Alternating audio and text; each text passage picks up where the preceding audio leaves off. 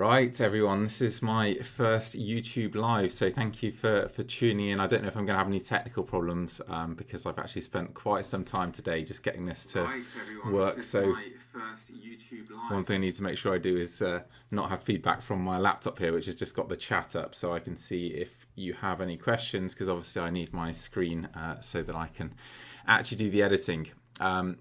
But I've been out in the Northwest Highlands for 3 weeks, so I ran 2 photography workshops out there, more or less back to back with just a couple of days in between. Then I had a couple more days to myself, and then met up with Joe Cornish and did a week with him, or 5 days hiking with him. So I've done a lot of camping. In fact, in those 3 weeks, I had 2 nights in accommodation, so it was pretty tough. And actually, the first week to 10 days was very, very cold, as the first workshop group, who are probably tuning in, can attest. So I'm going to go through my editing process, mostly in Lightroom, and I just need to show you that crazy picture there, because unfortunately Lightroom can't do the program sharing on its own. So I've got all of my my files loaded in here. So this is all my stills. I did shoot some time lapse as well, so that's in a separate folder, doing a bit of work for a watch company and so on. But I'm going to try and give you a flavour of the whole 3 weeks if possible. We'll see how time goes. I'll certainly be talking for more than an hour, but whether it's an hour and a half or 2 hours, I'm not sure. No doubt many of you will have tuned out by then, and if so, then I'll probably just end the stream early. But yeah, if you've got any questions, if you can keep them short, and I'll just try and pick up on them, so I can see a few people interacting in the chat there. And nice to see you, Ash. Right, so I'm going to start off with this first trip. You can possibly see from the colours here, let's just zoom in a bit, that actually we had quite a wintry colour palette when we started. You can see there's an ash tree here that's come into leaf, but aside from that, it was very unusual to see the grasses in such brown and yellow colours, and just 2 weeks later it was much greener, so that was interesting. But our first day we did a pretty long hike into an area that I'd not visited before, and really what I was looking to do is line up this lock in here with the mountains behind. So these are the peaks in Fisherfield, and this is actually where the group camped, and of course we all went around looking for foregrounds, and this rock was a particularly handsome one that I wanted to make a composition of.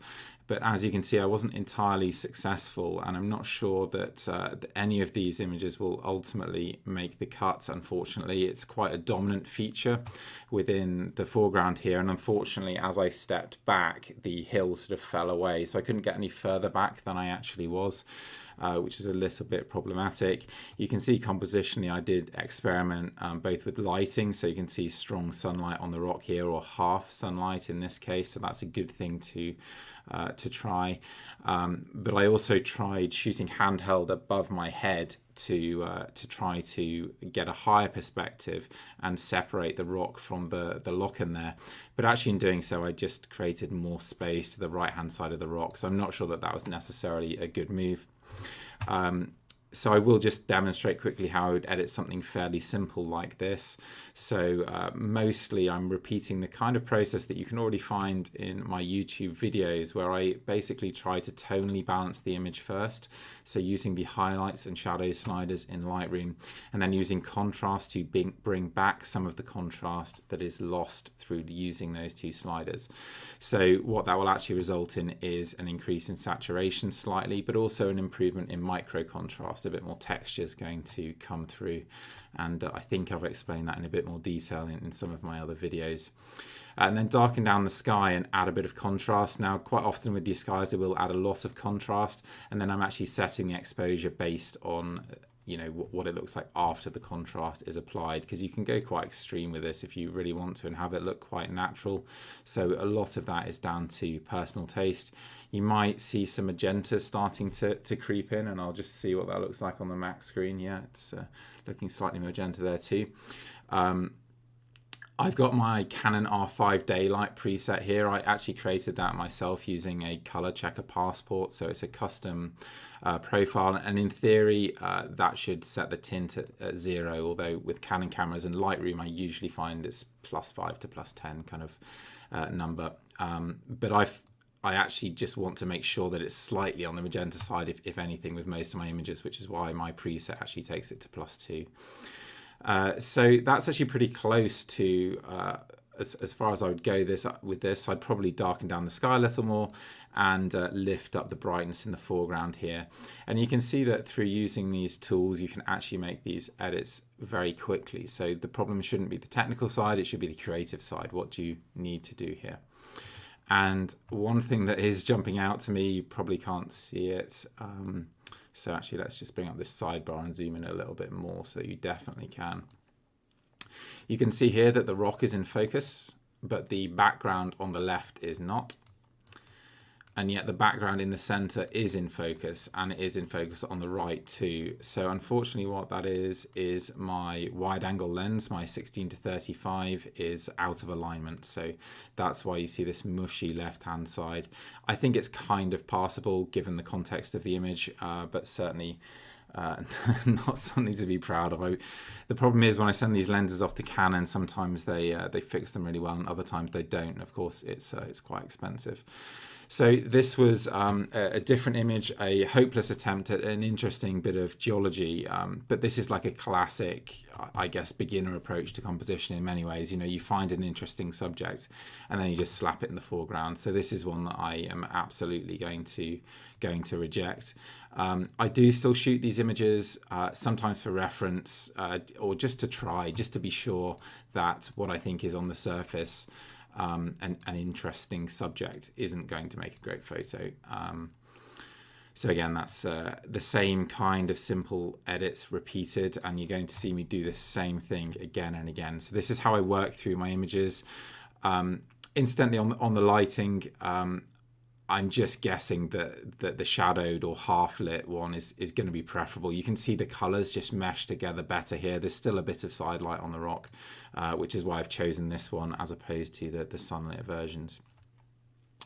So the following morning we did have a bit more sunlight breaking through every now and again. Not amazing photography conditions, and to be honest, I was just struggling. I was flat out struggling.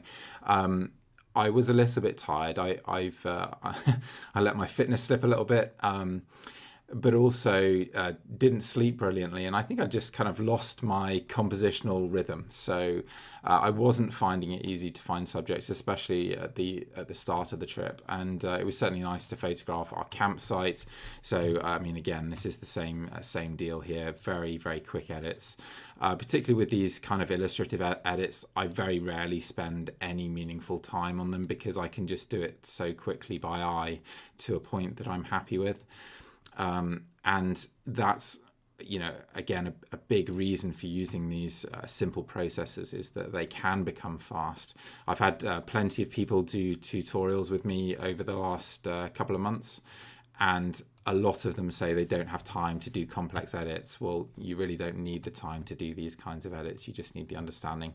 I'd probably clone out that backpack, but I'm not going to show you that.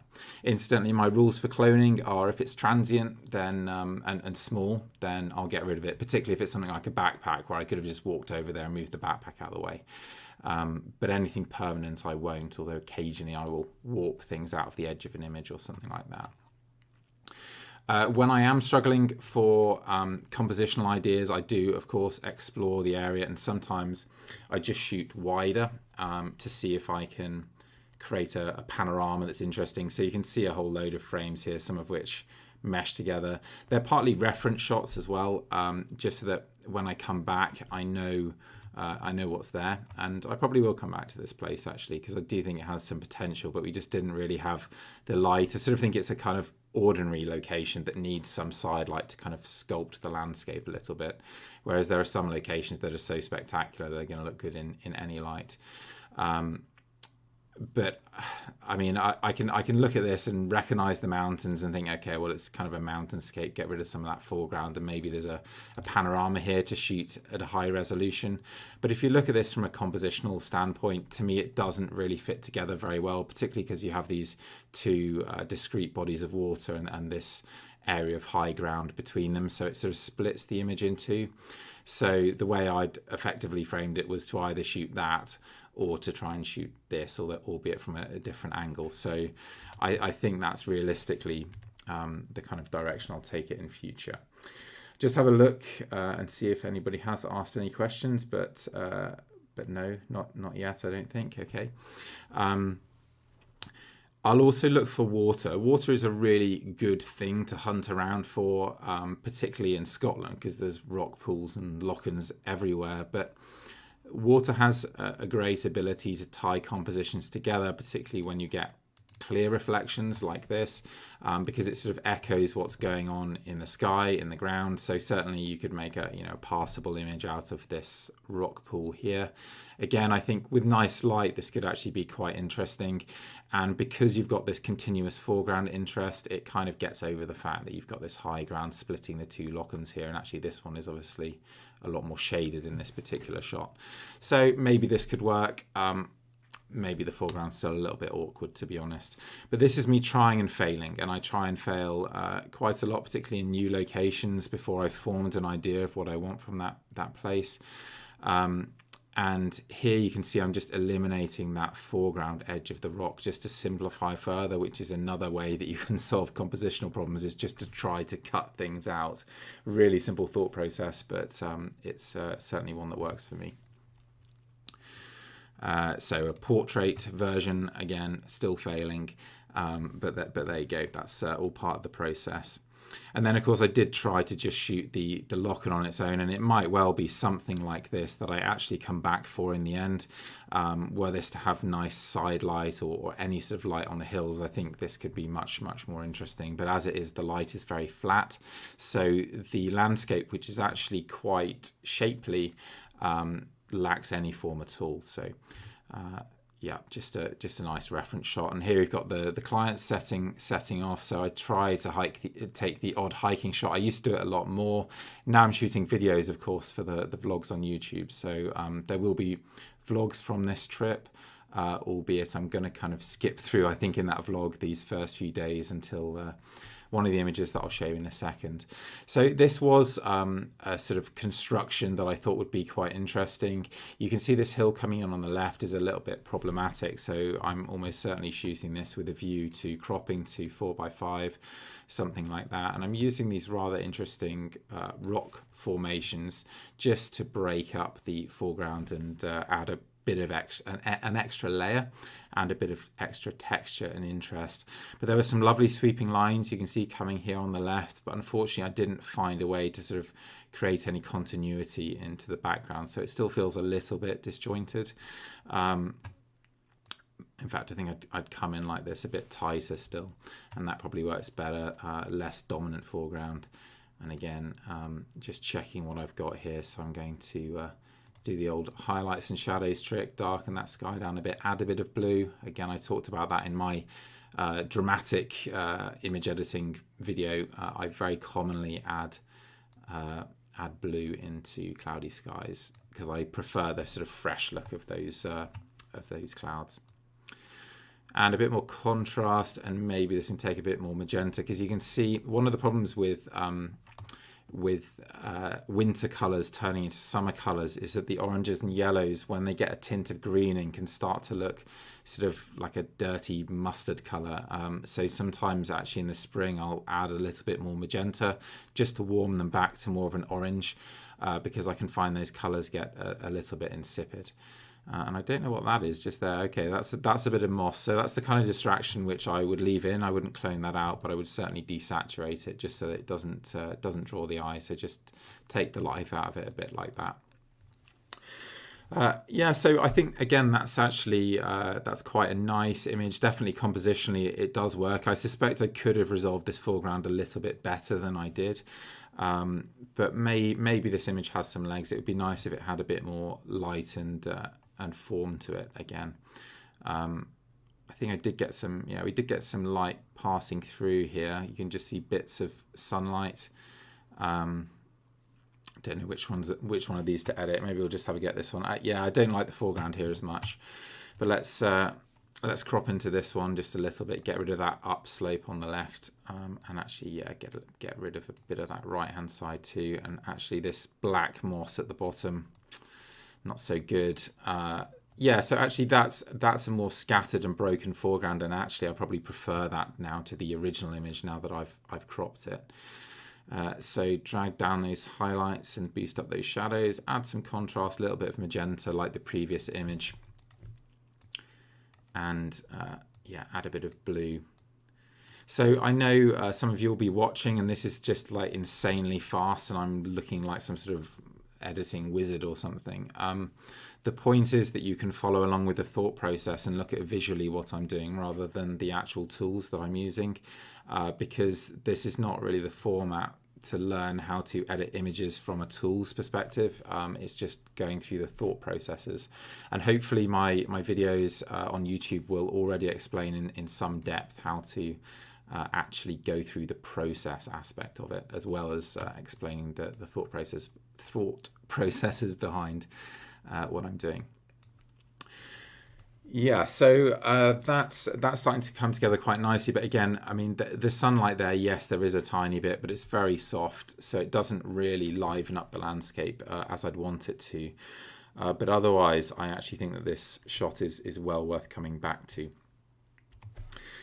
Oh, we have somebody from Arizona and Spain. Awesome. So let me just have another look and see if anybody's asked a question. Andrew's asked a custom white balance for my Canon R5.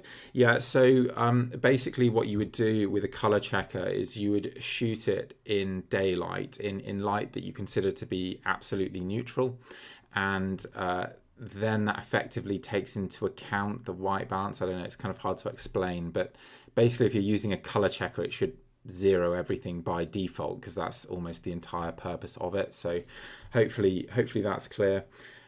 Richard, do I ever use a circular polarizing filter for water? Yes, I do all the time, but of course not when there's reflections, because it will do the opposite if you've got reflections. Although I suspect if you turned it in the opposite direction of the maximum polarization, it might actually enhance the reflections ever so slightly, because it would cut out the scattered light but not the polarized light on the reflection. So yeah, maybe you could use it to slightly enhance. In fact, let's pick that one. Yeah, maybe you could use it to slightly enhance the reflection, but quite often I use it for contrast when there's flowing water. But actually I don't often shoot rivers and waterfalls anymore, and it's something that I need to force myself to do actually. So we continued on our hike. This is kind of funny.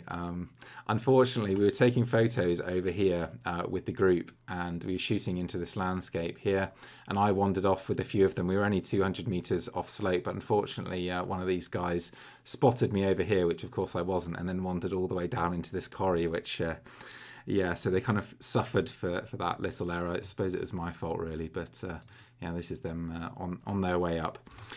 But yeah, good times. Pretty tough day that, even though it was only a short distance, because I think we were all pretty tired from the day before. So when we stopped for lunch, we did shoot various views of these layered mountains here. This is Anchellach in the background, and Ben Gerrig Beg and Ben Gerrig Moor. So these are peaks in the Fisher Fields. And in this kind of light, you can obviously produce some nice layered landscapes. This is not the kind of standalone shot that I would necessarily expect to display on its own, but these images can be great for context in a book, for example, or in a wider portfolio of work. So they're well worth shooting, even if they're not one-hit wonders. So it's looking a bit washed out at the moment. When you've got patches of sunlight coming through, one tip to make the lighting look dramatic is to try to expose the patches of sunlight correctly and let the shadows go underexposed. In this case, we don't actually have too much sun, so that might not work so well. But I often see people in this kind of light editing with a technically correct exposure, but you actually end up losing the contrast between the sunlight and the shadowed areas. So if you want to make the most of these dappled light conditions, I'd suggest erring on the side of slight underexposure, and you should end up with a slightly more contrasty, punchy image if that's what you want to achieve. So again, adding a little bit of blue into that sky. I'll have a proper play around with these layered images. I think I shot some panoramas as well, probably. I can't spot them immediately. I incidentally don't do this hand thing that other people do with their panoramas, because I will work through these methodically at some point. You can see that these are all variations on a theme. This one's actually kind of interesting. Maybe that's a better composition, because I really like this feature on Angelic there. In fact, that's going to be, I guess, Lord Berkeley's seat, is it? Some Highlands nerd can correct me there. Okay, somebody met Charles. That's cool. Yeah, Brian, that's right. Yeah, with polarizers, half polarization is often good, and the same with skies too. So it's not all about maximum or minimum. You're very right there. Yeah, James, I'm often happy with my first results, but if I really love an image, I tend to work at it then and there. I'm not someone who lets files sit around on my hard drive and then, decides 4 years later that they're worth editing. I tend to just go for it straight away because I'm excited. I still get excited about my own photos. So again, coming in from the edge, I have this thing about graphic qualities in an image that's, I think, fairly particular to my aesthetic. It was really interesting talking with Joe Cornish about this. Massive clanger there, because many of you will, of course, know who he is.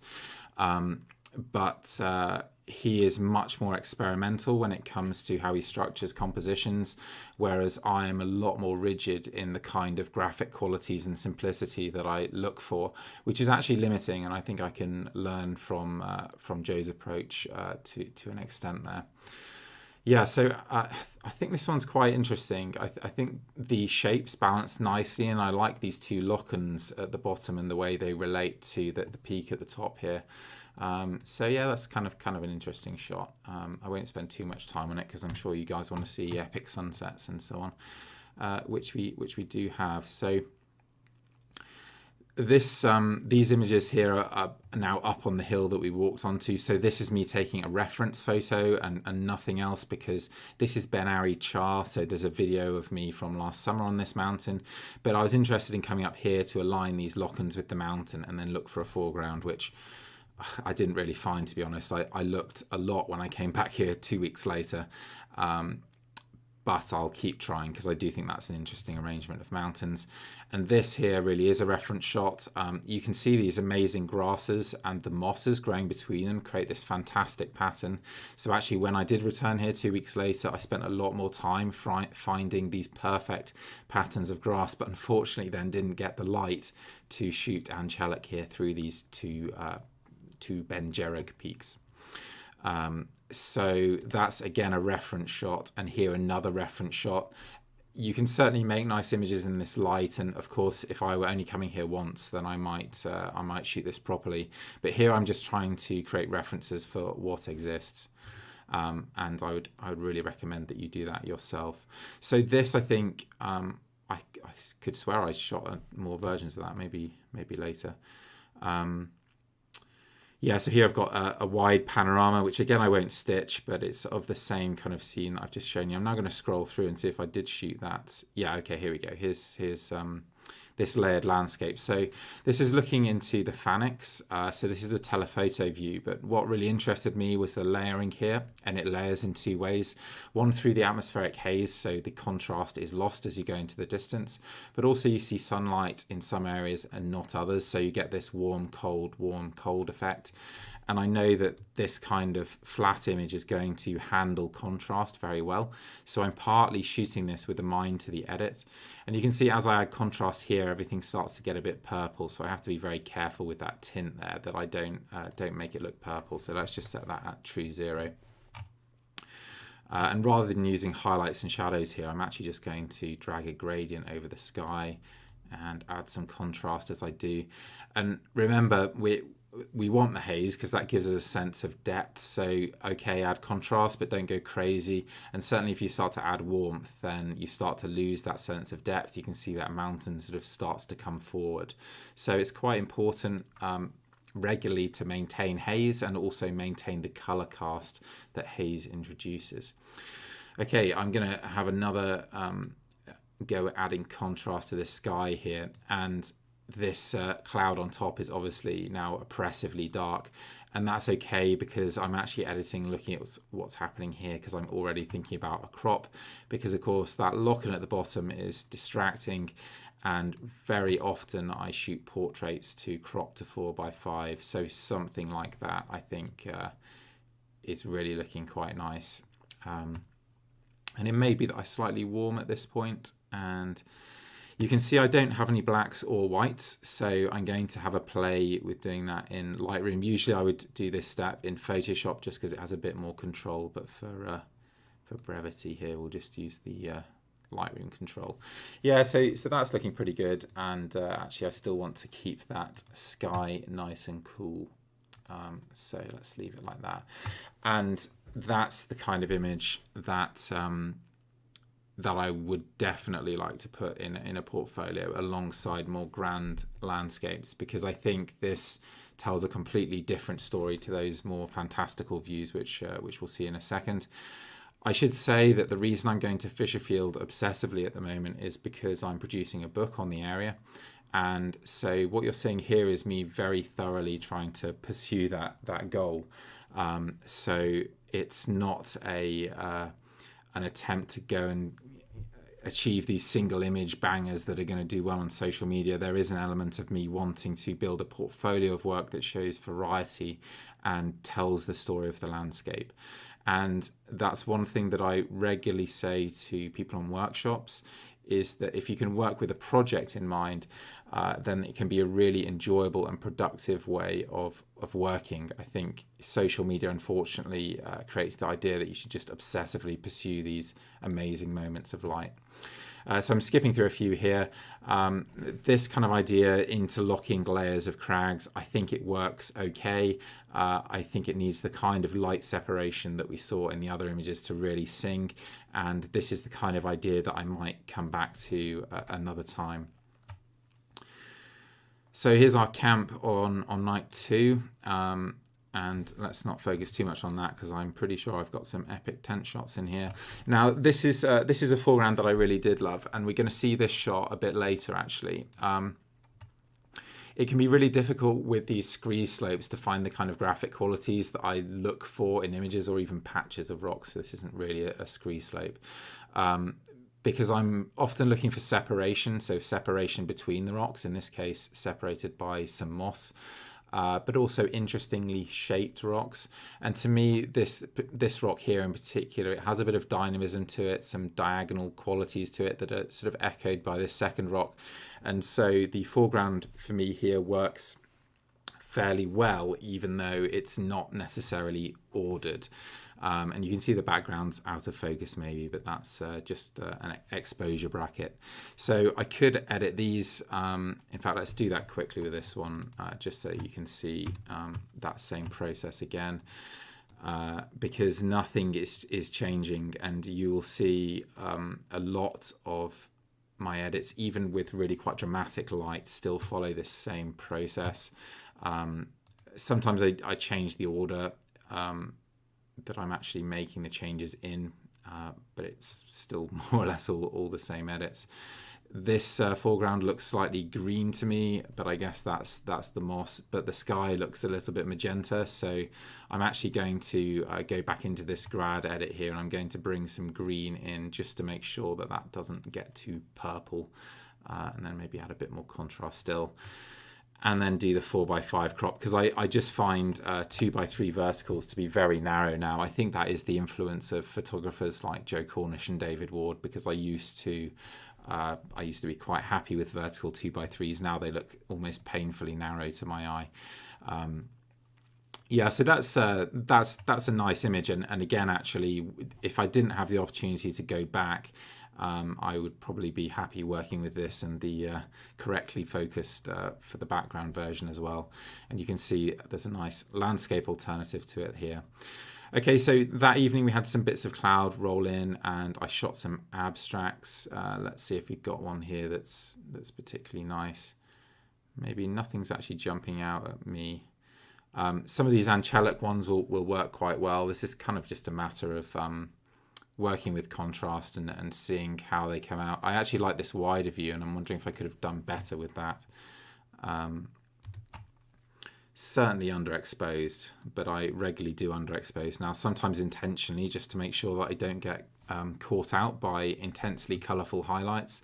But in this case, obviously there were none, so I didn't need to do that. Yeah, without the foreground it doesn't work, so I don't know about these. Let me have a look and see if there are any more questions. Which software? I'm using Lightroom on the Photoshop subscription. Oh, Rajesh, could I go back to the image that I cropped to 4:5? I'm afraid I've lost your comment there because I've cropped everything to 4:5 now.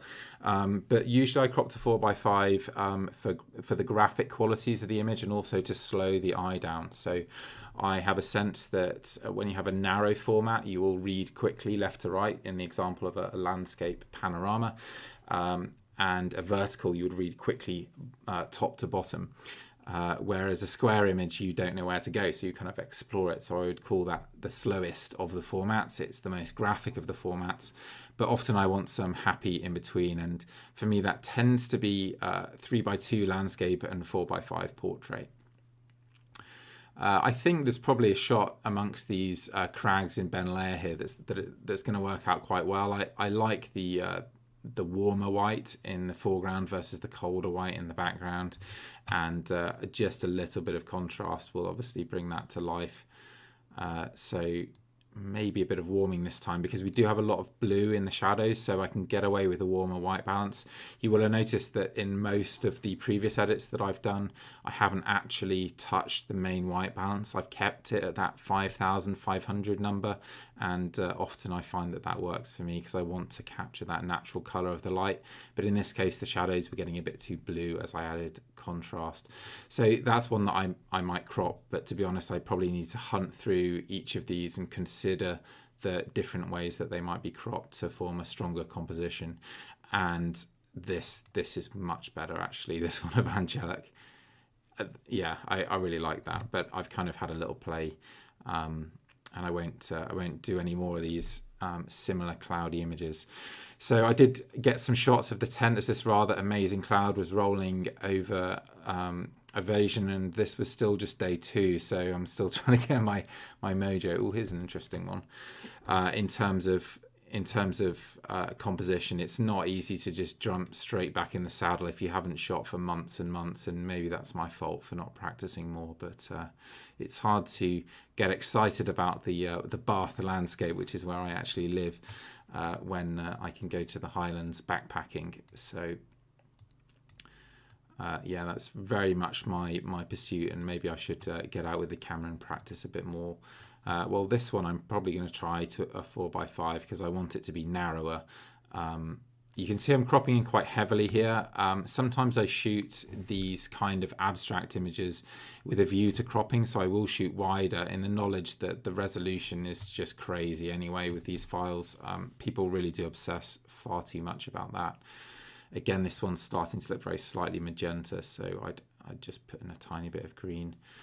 But yeah, I think that's quite an interesting one, so I might come back to that. Okay, so we did have a sunset, so the light broke through last minute, which meant we were all sort of running to get something. And I think I shot a panorama here somewhere. Yeah, that one and that one. Okay, so let's do a quick panorama. In fact, are there 3? Should be more organised, shouldn't I? And then I could just be good today. Let's do these 2. Okay. I suppose the benefit of me not being more organised is, yeah, you guys get to see me approaching these for the first time. So this is a wide-angle panorama. So when the stitch happens, it corrects the rectilinear correction of the lens to bring it back into more of sort of a natural spherical geometry. But with such little distortion, it quite often works out nicely to just use that boundary warp tool to get everything back square. And that's what I'm going to do here. So this is creating a DNG, a digital raw file. And let me just have a little look at the questions.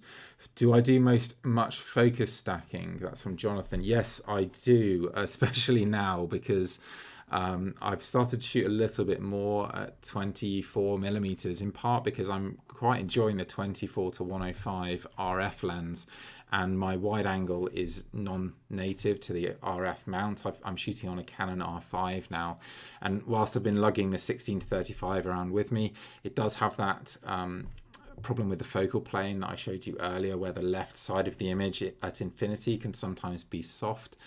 And I've started to prefer slightly longer wide angle images that don't have such extreme perspective. So I've then had to focus bracket just a little bit more, because if you're shooting at a slightly longer focal length, even 24mm, you can start to see depth of field issues, or at least I can. James Lane has said, I love understated layered images like this one. Beautiful work. Well, that's because you're very good at those images yourself, James, so I can understand that.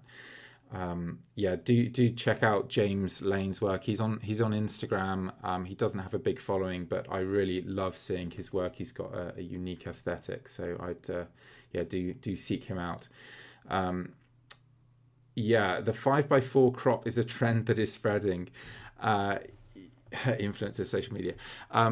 Yeah, I don't think so. I think that aesthetic has been there for a long time. I think digital kind of broke the mold with the 2x3 format. I mean, 35mm film, of course, did that, but serious landscape photographers have been shooting 5x4 since time began, and certainly for me, that's the influence there.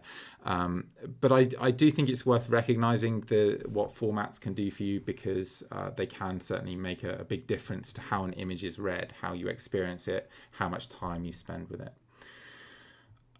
Jonathan, do you bother with clarity and sharpness much with editing? Well, you may have seen in one of my other videos me telling people not to use the clarity slider. I think I said that if you use it to plus 100, it looks 100% terrible, and if you use it plus 10, it looks 10% terrible.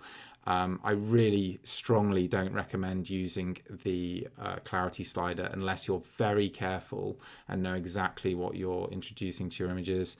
There's a lot of really grungy looking photos on the internet where people have overused clarity. Sharpness, no, I don't add sharpness at all until I go to print or when I'm outputting for web. So I would suggest that when you're creating your masters, you don't play around with sharpness at all. Don't touch it and just sharpen for printing. Please tell how to edit a cloudy pic. Well, Utkarsh, sorry, that's a difficult name for me to say. I would suggest you watch my dramatic editing video on YouTube. I think that will give you some good tips for how to do that. But obviously, if you stay tuned in, you may pick up a few more. Right, so let's get on to this image here. So no surprises, highlights and shadows. You can see I'm just basically randomly clicking, because actually precision here doesn't matter. I just want to get things moving in the right direction. And if I need to do more, then I can. Sometimes they just end up being at these arbitrary values, because actually by shifting the exposure, you're effectively correcting any offset there is between the two, if that makes sense. Like I could do highlights down and boost the exposure, or I could do shadows up and darken the exposure, and you can kind of balance it out either way. So I tend to just randomly click and adjust the exposure to what looks about right, add some contrast. Now the shadows start to look a bit dark, so maybe lift the shadows a bit more. But actually this needs grads now to deal with these exposure imbalances. So let's darken down that sky a little bit and just move it up so that we're not overly darkening the sunlight. And keep that nice and blue. And I'm going to lift the shadows. Let's do that too. And for those of you that aren't going to stay to the end, I am going to do a little sales pitch here, because I have done a lot of online tutorials with people across Zoom. They're quite affordable, bookable through my website. And if you want to go through your own images with me, then I think it's very good value. Okay. Am I going to do more to this? There's a couple of things that I guess I'd like to fix. The foreground here was a bit lazy, to be honest. I was very keen to capture the unexpected light and cloud as efficiently as possible. And so I tried to just find a foreground that was fairly homogeneous, fairly consistent, that spread from left to right across the frame. It's not perfect, but it is nice. It does at least give a sense of the setting, and I don't think it's objectionable. So yes, there's a problem with this rock creeping in the bottom edge of the frame. There's this kind of empty area, and there's a lot of rocks running into each other that lack any form or texture. But actually, it's just a foreground to give setting in this case, and I think the backdrop more than competes with it. I'm going to darken down this left-hand side. So this is kind of introducing maybe a little bit of a vignette to hold the eye and focus in on this light here. And I'm going to then set the white points. And again, I would usually do this in Photoshop because it has a bit more control. You can see if I drag the black slider in here, it just gets too dark really quickly. So a pro tip is to not crush your shadows. Do leave some detail in the shadows, even if you set a black point, and particularly when you've got a bit of haze that you're shooting into, the haze can bring the shadows together so that when you set a black point, it just looks terrible. So in this case, I'm not going to set a black point. And I think we need a crop, so that's going to get rid of that more distracting blue sky at the top there. So now we have a more consistent tone to the cloud. And again, I'm just going to add another slight gradient just to hold the eye in that a little bit more. And I think that's about where I would finish. It's not a perfect image, but it is incredibly high resolution, has a lovely detail to it. Incidentally, with this R5, I've actually turned off all noise reduction and color noise reduction. So at ISO 200, which I shot here just to be fast, to keep the shutter speed fairly quick so that I knew I would get a sharp image with image stabilization on.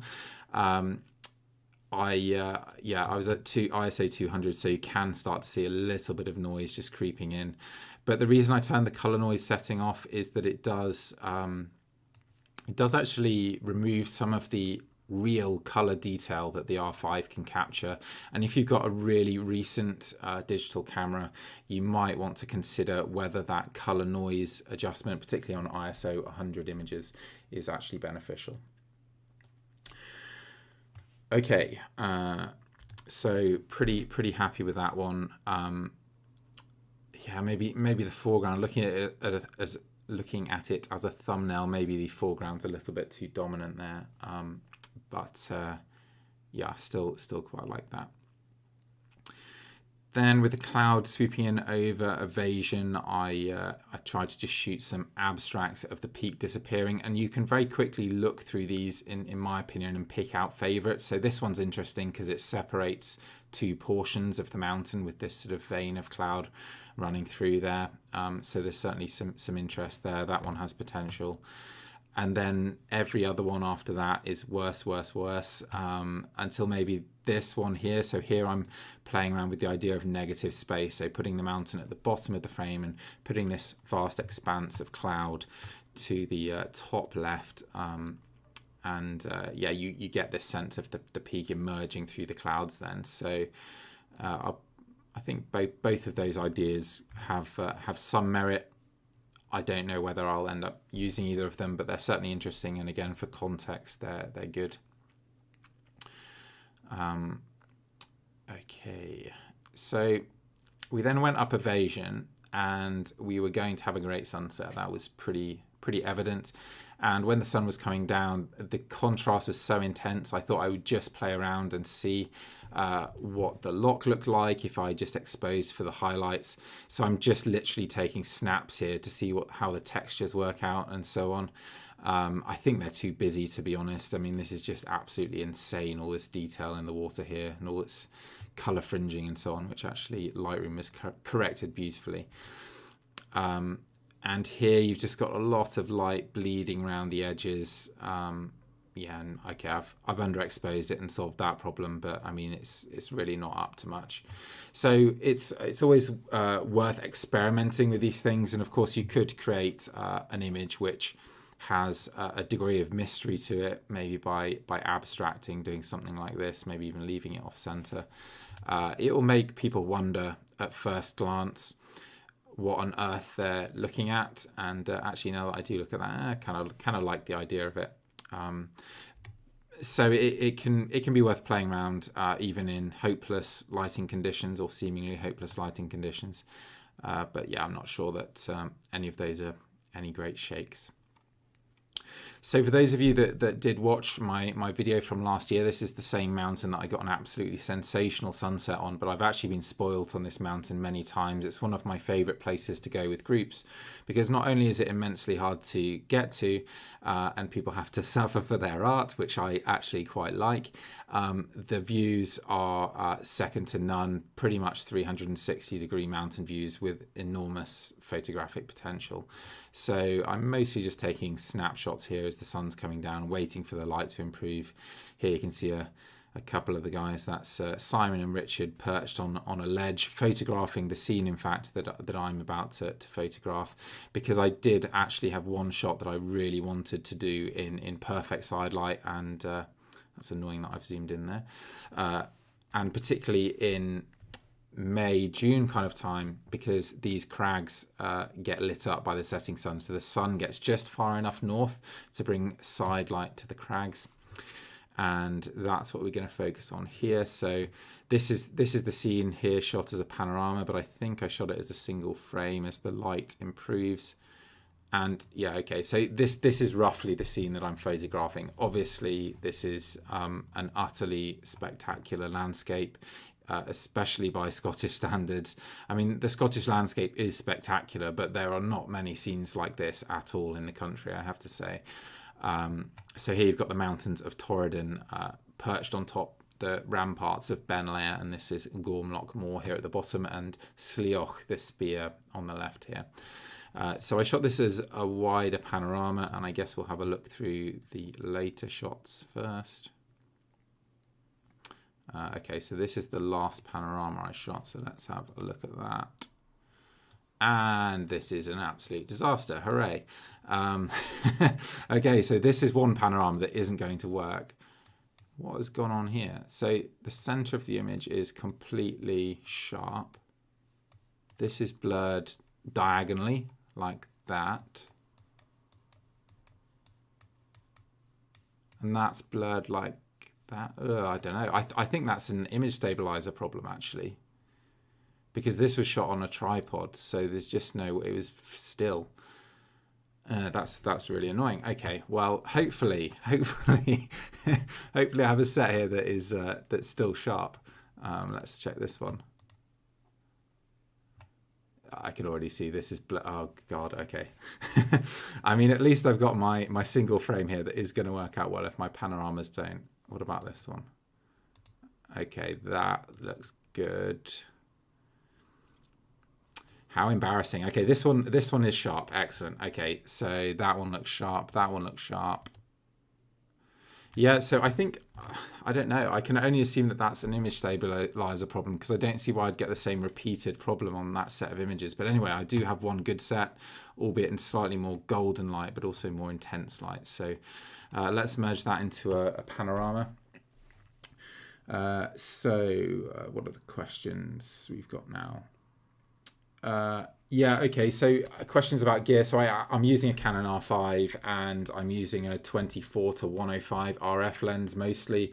I really want to emphasize that the gear I'm using is almost irrelevant to the images that I'm taking. I reluctantly retired my 5DSR because it was, well, it was unreliable essentially.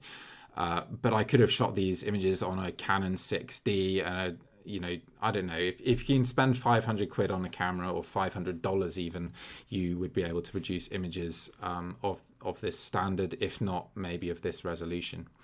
Okay, so there's our wide angle panorama that we have got away with, thank God for that. So that's one reason why you might want to shoot a panorama multiple times, but also remember to shoot that wide angle single frame, because it's a good fallback just in case you have problems with your panoramas. Because as you can see, I do make mistakes myself, and in this case I think it was leaving the image stabilizer on. Brian, yes, image stabilizer on a tripod. Sometimes image stabilizers on a tripod can be advantageous if it's really windy, particularly with lightweight tripods. I think I read that the Canon R5 with old EF lenses currently has an issue with image stabilizers like swirling, like blurring the image, which I think is why the center of that image was sharp and the rest, the outside, was blurred. Like I think it had been swirled. So yeah, I don't know. I mean, definitely user error, but I think it was because I was using my 16-35 there. So yeah, do turn the image stabilizer off if you're shooting on a tripod generally, but in the wind it can be helpful. Okay, so spherical transform, we've corrected the boundary warp. You can see that the horizon here is starting to come down, but you know, those things are quite easy to fix actually in Photoshop, which I'm not going to do here. I'm just going to go through the edit from a color and contrast perspective. How can we avoid heat waves while taking pictures? Well, yeah, I don't think you can. You mean the shimmer that you get from heat rising, I assume, and yeah, unfortunately, that's a big problem in areas where you get well, either incredibly high temperatures or temperature fluctuations. In fact, when I first got the camera, I took a few soft images because it was the winter. I had the heating on inside and there was a big temperature differential between the air outside. So when I opened the window to take a photo out of it, it softened all of my telephoto images, which for a second was shocking. And then I realized what was going on. But yeah, that is a problem, unfortunately. Right, so I've leveled that out, and obviously without any edits at all, it already looks pretty incredible. So we don't need to do much to this, and if you do too much to it, you're going to ruin the qualities of the image. But I am going to open up those shadows a little bit, darken the highlights so that I can hold back the sky. Then I'm going to darken down the sky more substantially. And I'm going to darken down this bright patch of the sky even more.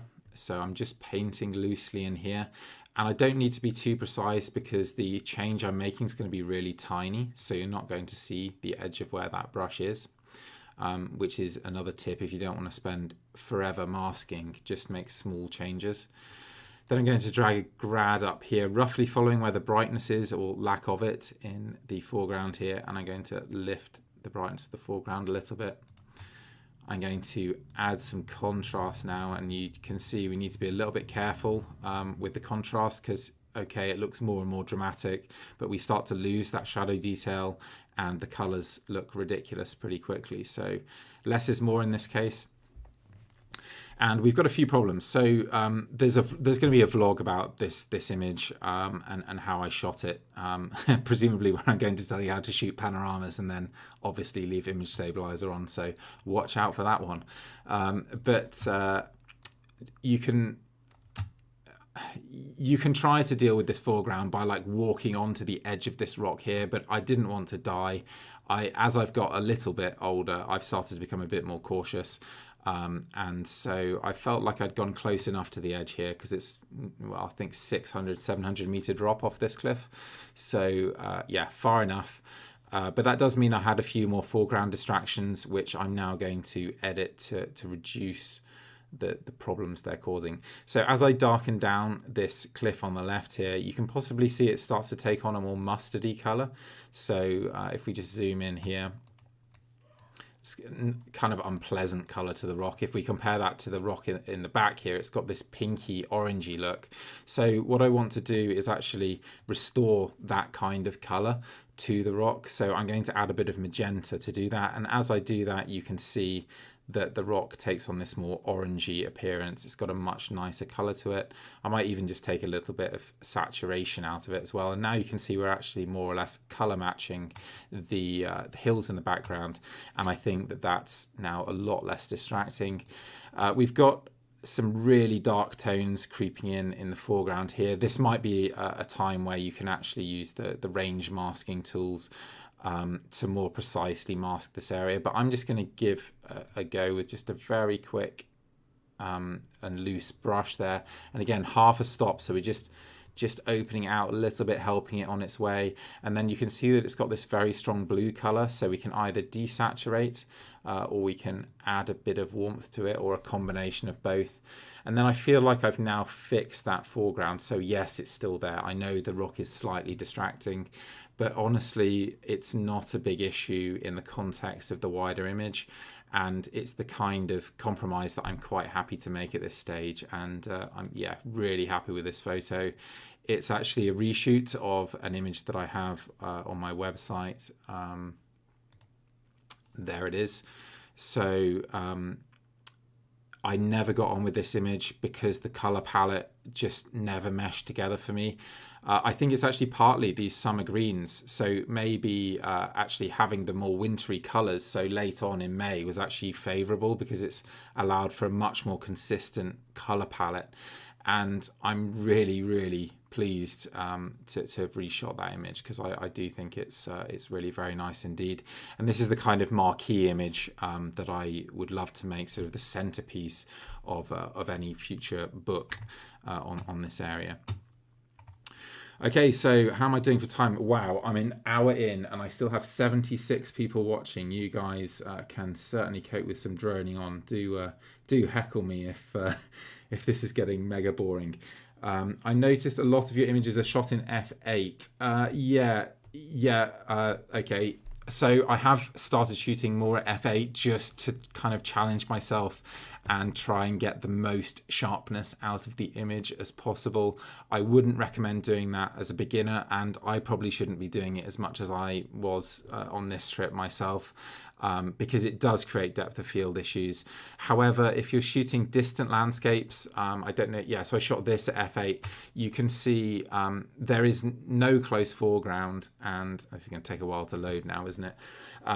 The foreground here will be absolutely pin sharp because these rocks were, I don't know, 10, 15 feet away. Okay, so it's slightly soft actually because of the stitching process, but that's another thing.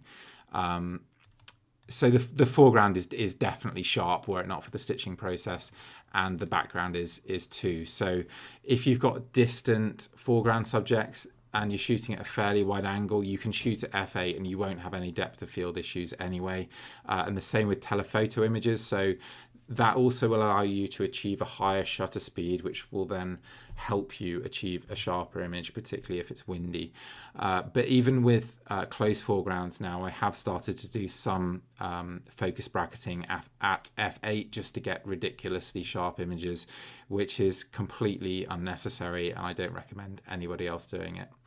So you can see that I shot some more detailed shots here, but none of them were compositionally interesting. In fact, as I was taking them, I kind of knew they wouldn't work, but I shoot them anyway for reference and just to remember the amazing light that we had, because it was really lovely, and I think there were a few earlier ones as well. Yeah, so that really was the sum total of that first trip. So we did have some nice light, but particularly that sunset on Evasion, which was actually how I sort of rigged the trip around getting the light then. So it was good that did work out. But yeah, it was maybe a slightly unlucky group, but they they still had a great time and a real adventure, because when it's tough and the weather's a bit cold and occasionally miserable, you do have a richer, deeper experience because it's hard. So it does have its pros and cons. This was a couple of days in between the workshops actually, which I'm not going to go into. I think I did a vlog of this. But I think certainly some of these compositions work out quite nicely. You can see more or less I'm just shooting two compositions, well, the same composition in portrait and landscape, and then the light faded before we had a proper sunset. But I won't go into the editing of those, because what I'm going to go into now is one of the best sunset shoots I've ever had on a mountain with a workshop group. So we actually walked up in miserable conditions, and there's a guy on this workshop called Andrew, who I think is watching now, who said to me, what is it you want clients to get from a workshop? And it's actually the first time somebody's asked me the question that way around. And I said to him that I basically, to kind of sum it up, want the clients to experience the difficulty followed by the reward. So to really have to work for the images and then get the experience an incredibly rich experience that is highlighted by these incredible photos that are the result of their efforts. And funnily enough, that happened the very next day, when I basically got the group walking up this mountain when it was forecast to be rainy most of the day, and we were walking up the mountain into the cloud, actually up this mountain here.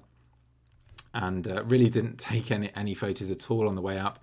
We set our tents up in the rain, in the cloud, couldn't see any views. And then maybe an hour after setting up, the view briefly opened out. So this is one of the clients, Jesus, looking towards Cell Vor on Benet, and this is Spidian Correlé on Liech. So this mountain, Benachirkil, has an absolutely sensational view of those two mountains, and it's also unusual because it has this rock plateau scattered with boulders. And the reason I chose this mountain was because the rain was forecast, there was a good chance that this plateau would be flooded, which is all the better for photographing these boulders. So this is the mist that we were back in for a long time, and then of course when the sun started to break through, we made our way to the top. And these were the first. Andrew says he's not watching. Let me just have a quick look at the questions. Okay, cool. So this was one of the first compositions that I wanted to shoot because I just felt these paving stones of Torridonian sandstone was such a fascinating subject. I also thought it was quite interesting that this mountain at the back here was starting to emerge. So this is a lesser peak on a mountain called Ben Gerrig, which is not a particularly photogenic mountain from this side, but with the cloud just wrapping around it like that, it just gave a bit of prominence to that peak, turned it into a little bit of a focal point. And occasionally Liech would appear here, but unfortunately not in any of my photos, which is kind of annoying. But still, I think that was the idea here, was to shoot this foreground, figure out the foreground composition, and then wait for this peak to emerge in the background. So here you can see a bit of sunlight on the foreground, and really I'm just waiting for everything to come together and just continually slightly tweaking the composition, getting increasingly neurotic about the exact positioning. But you can see here I make a movement from left to right, from right to left, because I didn't like this space on the right hand side of the image and I wanted to bring this rock more into frame. So that was a key compositional change, so slightly changing both the position and direction of the camera. And then the peak starts to appear, and let's see if I've got a nice clear one. Maybe I don't have one that's absolutely perfect, but this one looks pretty good. And of course I'm going to crop a whole load of sky out here, because what I want to do is sit the mountain on the top of the frame and dominate most of the image with the foreground. And there's that 4:5 crop that Brian thinks is social media related. Who knows how I was influenced, but I would certainly like to think it's by Joe and David in particular. So I'm going to introduce some blues in here and a fair bit more contrast. So I want to cut through and find the contrast that is there in that cloud. So doubling up that adjustment there, you can see it's getting a bit magenta, so we put in a bit of green. Got too dark, so I've added a lot of contrast into this bit of cloud here just to bring a bit more interest into that area of the image.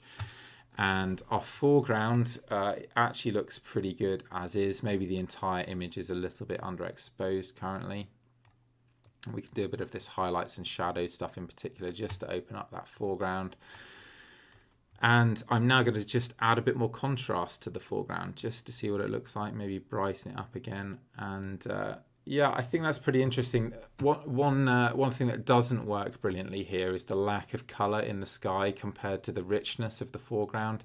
So I think I might actually saturate the more subtle greys and blues that are in here, just so that it can compete with the level of colour that's going on in the foreground. And then I might even just try desaturating the foreground, because it does feel a little bit strong, especially compared to the sky. And yeah, and then maybe that starts to look a little nicer. In fact, what I probably want to do is desaturate the grasses. So maybe I'll do that in Photoshop. But I'm pretty happy with that photo. I think that's a really nice counterpoint to some of the photos that I'm just about to show you. And for me, this works compositionally well, but more importantly, it tells an interesting story about the geology on this particular mountain. Okay. Oh, and incidentally, one thing I don't like about that shot, where let's get it back. I hate how sluggish Lightroom is. No matter how fast I make my computer, I still have sluggish Lightroom to deal with. And it looks like I've got some later photos that are worth looking at. One thing that isn't ideal here is this big triangle in the bottom left-hand corner. So it's possibly worth trying just cropping in a little bit more still, and even getting. In fact, let's just shift it up. Yeah, just to cut down on that triangle. It's probably a bit too strong. Okay, let's have another look and see if there's any questions. Do I try and keep my images to specific aspect ratios when cropping? Well, you've just seen me keep to specific aspect ratios there, but no, the answer is essentially no. I don't worry about it. If I think an aspect ratio needs to change, then I will just change it. I don't even give it a second thought. But in this case, I think 4:5 is right. And actually, I would only change it. I should have taken from the right there a bit more. I'd only change to a different ratio if I felt it was needed. So sometimes I will try the fixed ratios and then decide otherwise later. James says, I'm compiling images of fish field for a book project. How influential at all is having a book project in mind when editing your images? Do you consider a consistent style? I think, to be honest, James, I think my style is quite consistent. So I don't worry about that. I do tend to edit fairly consistently now, I think. If I were, for example, to start putting images like yours into my book, they would clash horribly. And that's not because your images are horrible at all. It's because they're stylistically very different. And I would have to give a lot more consideration to how I edited my grand landscapes if I were to introduce more muted landscapes.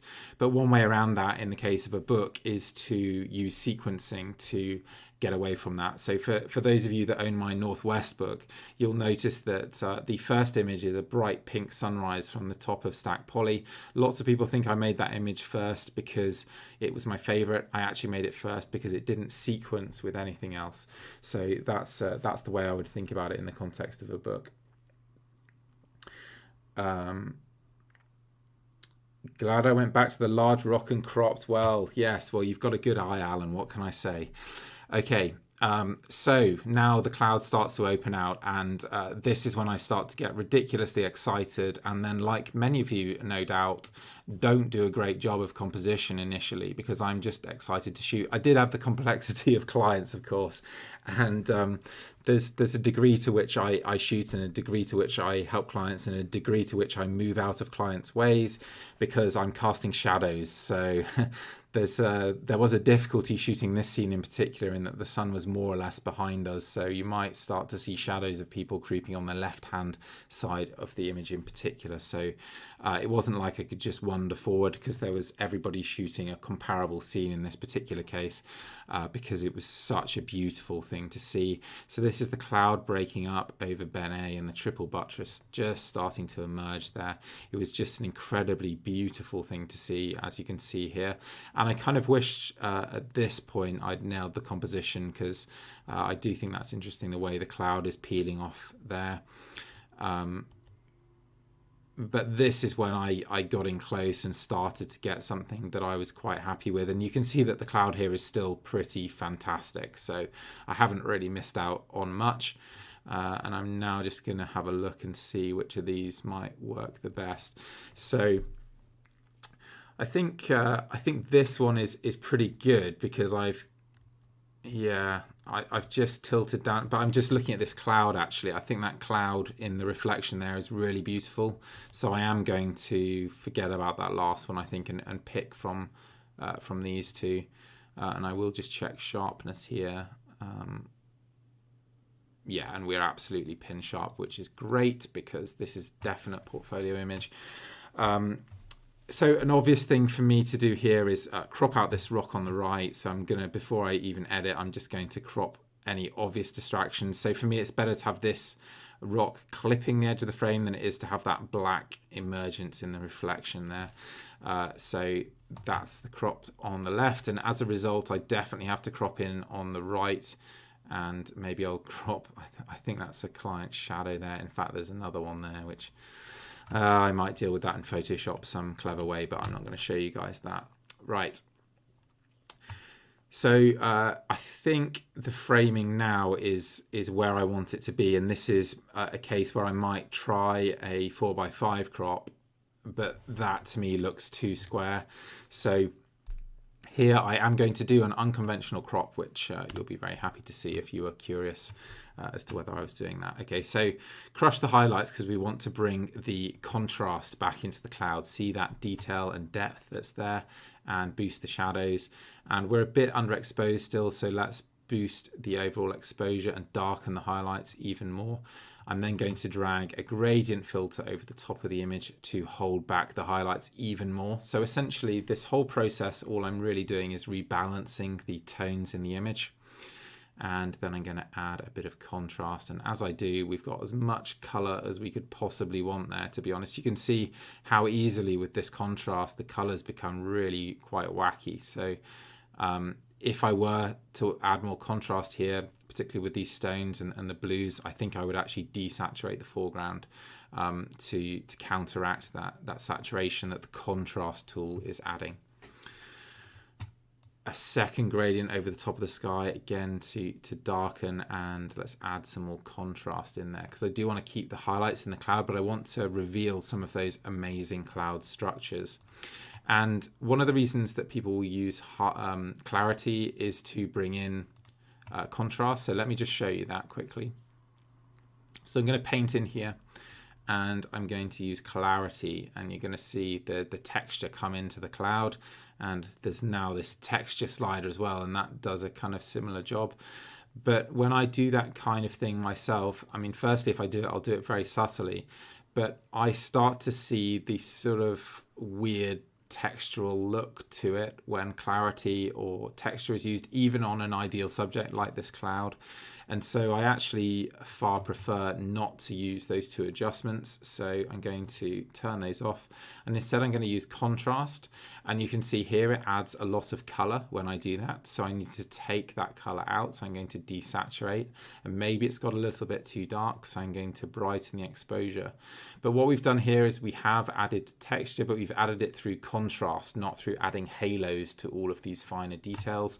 So the actual quality of the image will be better. There's less noise here, although you may not be able to see that yourself because you're looking at it at 1080p and I'm on a 4K screen here, but there's no noise here now, and I've revealed all of that texture. So, you know, really there's very little reason to use those clarity and texture sliders, in my opinion, because you're just better off using contrast. And similarly, this cloud on the right is just looking a bit dark, so I'm actually just going to paint a little lift of brightness in there and add some contrast as I do. And then I'm going to create an even bigger brush and paint the area more generally and give it another little lift. So nothing major, but just rebalancing the image a little bit. And let's add a little bit of a vignette there too. And I think that that is looking pretty beautiful. It looks slightly magenta to me, so I'm going to take that +2 out, just set it to 0 where I know neutral is. Maybe we can lift the brightness of this foreground a little bit more. That's going to bring out that lovely cloud reflection too. So let's do that. And I think I'm more or less at the point here where I take it into Photoshop and then set white points and black points and do some more precise edits, which again, you know, if you want to see that process, then please look on my YouTube channel. Have I seriously still got 73 people watching me? This is just amazing. Yeah, that's interesting. Somebody's saying it looks a bit like Western Arizona. It's interesting how versatile the Scottish landscape can be sometimes. I think when you get these rock deserts, effectively, then it certainly does get that give that impression. Yeah, Terry, no, it's not the sensor, but thank you for that suggestion. That was the first thing Canon said to me, along with photograph the brick wall more times because you don't know what you're doing. I didn't pull the big I am on them, but Yeah, it's not the sensor in this case, but you're very right that the sensor can also come out of alignment. But if it does, you will see the problem fairly consistently across all your lenses. I've actually used 2 different cameras and seen this problem, so I certainly know that it's the lens, and what an annoying problem it is, but not a problem for this image, so that's good. Yeah, so this is the clients here, and yeah, I mean, it's just madly exciting shooting in these conditions when you've had to suffer to get them. And I mean, the fact is, lots of people are a little bit too averse to a bit of discomfort, and then they never really find out how rewarding it can be to sort of put that effort in to get yourself in the right place at the right time, and have these hard-won results. So yeah, that was an amazing evening, but it did continue. So I'm going to go through my shots here. So the first thing I did was just run around the top of the hill to see if there's anything that I was missing once I'd got this reflection. And all of the clients were, as you could see, focusing on this. And I ran over to a different edge, saw this, and immediately called everybody over, and they stopped shooting the reflection, and we shot the river instead. And I know that my favorite image here is going to be the one where the river's flowing through this gap in the clouds, because I remember waiting for that moment, and it looks like it's, yeah, one of these 2 images here. They look pretty similar. Just looking at the cloud at the top, maybe I don't know, there's nothing in it really. Let's go with the second one. Now the color here is pretty horrible, and the clouds were much more orange than this to my memory anyway. So I'm actually going to just have a look at some different color profiles. Okay, Adobe Color does a miserable job. It's really terrible with the R5 files. So let's see some of these others. What I'm looking for is some slightly oranger yellows that don't look weird. Yeah, so maybe that's pretty close. Oh, that is my daylight one. That's annoying. It's Adobe Standard. Not seeing anything that's brilliant. Let's I'm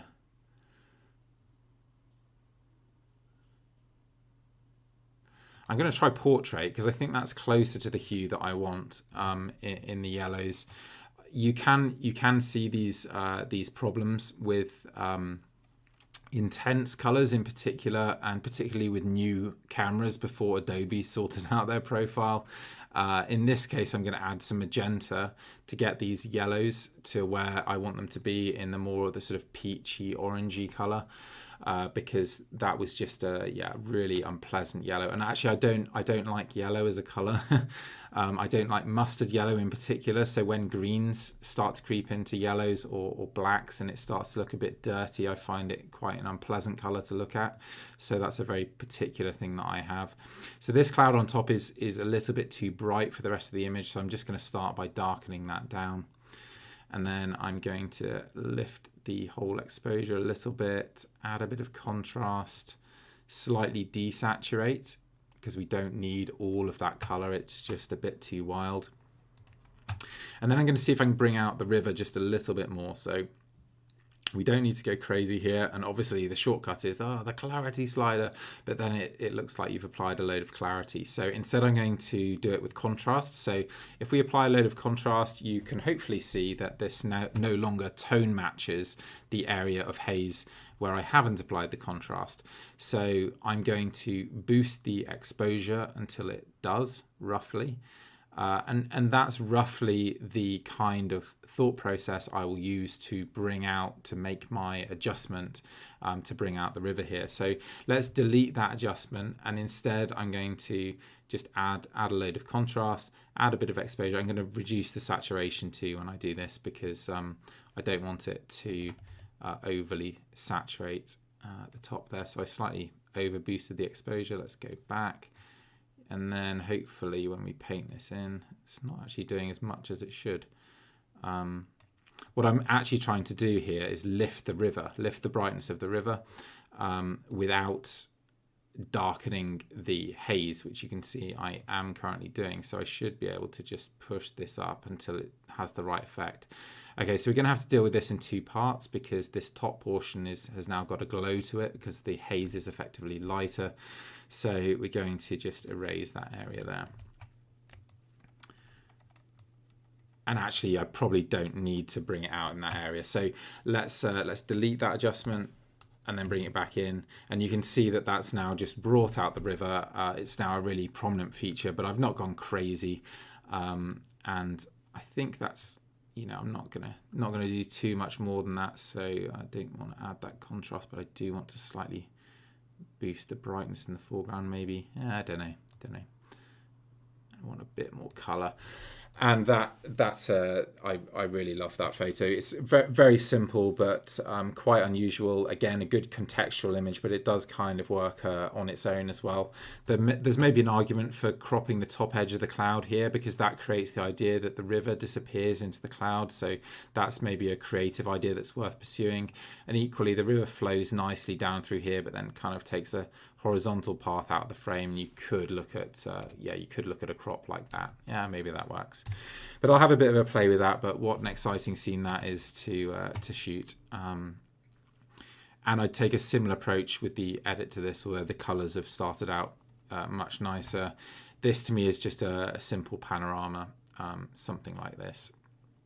Probably get rid of that cloud on the right hand side, and certainly a lot of that foreground. I think I was at I'm at 200 millimeters, so I couldn't have zoomed in anymore. 74, I've only lost 3 of you. I don't know when you guys want me to finish, but I will probably stop in about 20 minutes or so, I think. But thank you for those of you that are hanging on in there.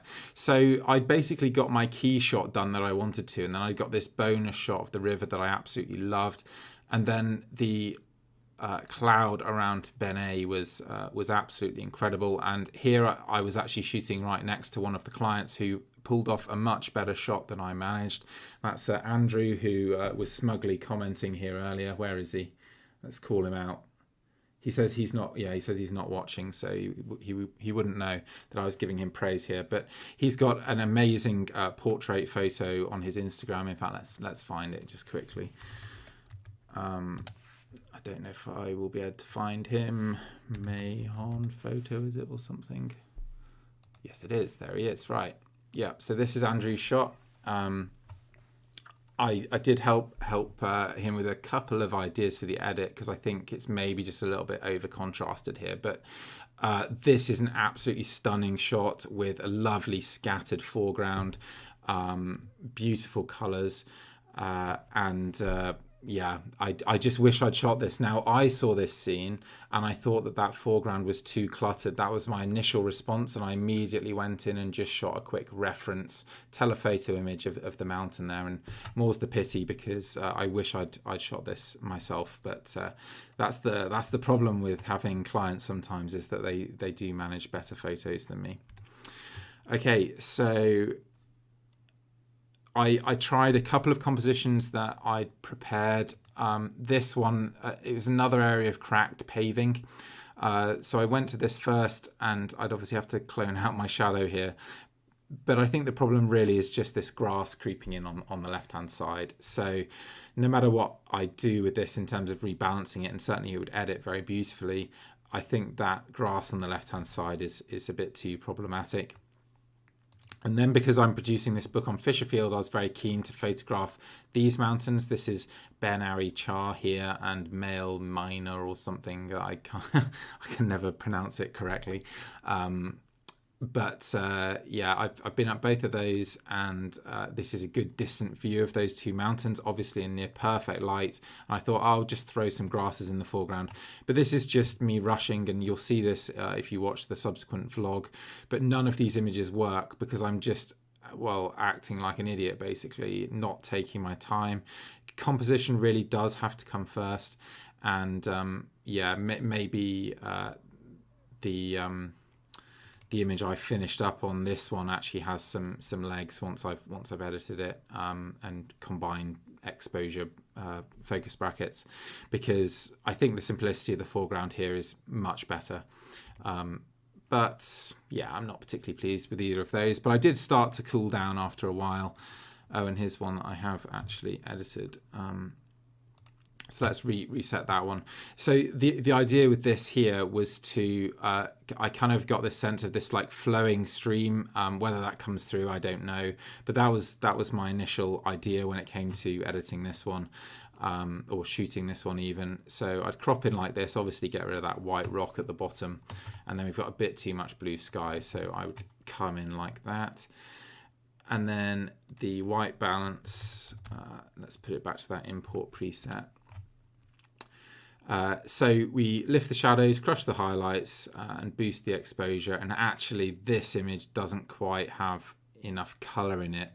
There's maybe not enough light in the sky to really bring the color into the foreground. We did have a spectacular sunset, but yeah, it hadn't yet happened. So the sun had sort of gone behind the cloud, but we had no direct light at this point. But I think compositionally that works quite well. And there's obviously some amazing light, some amazing clouds coming over the ridge there.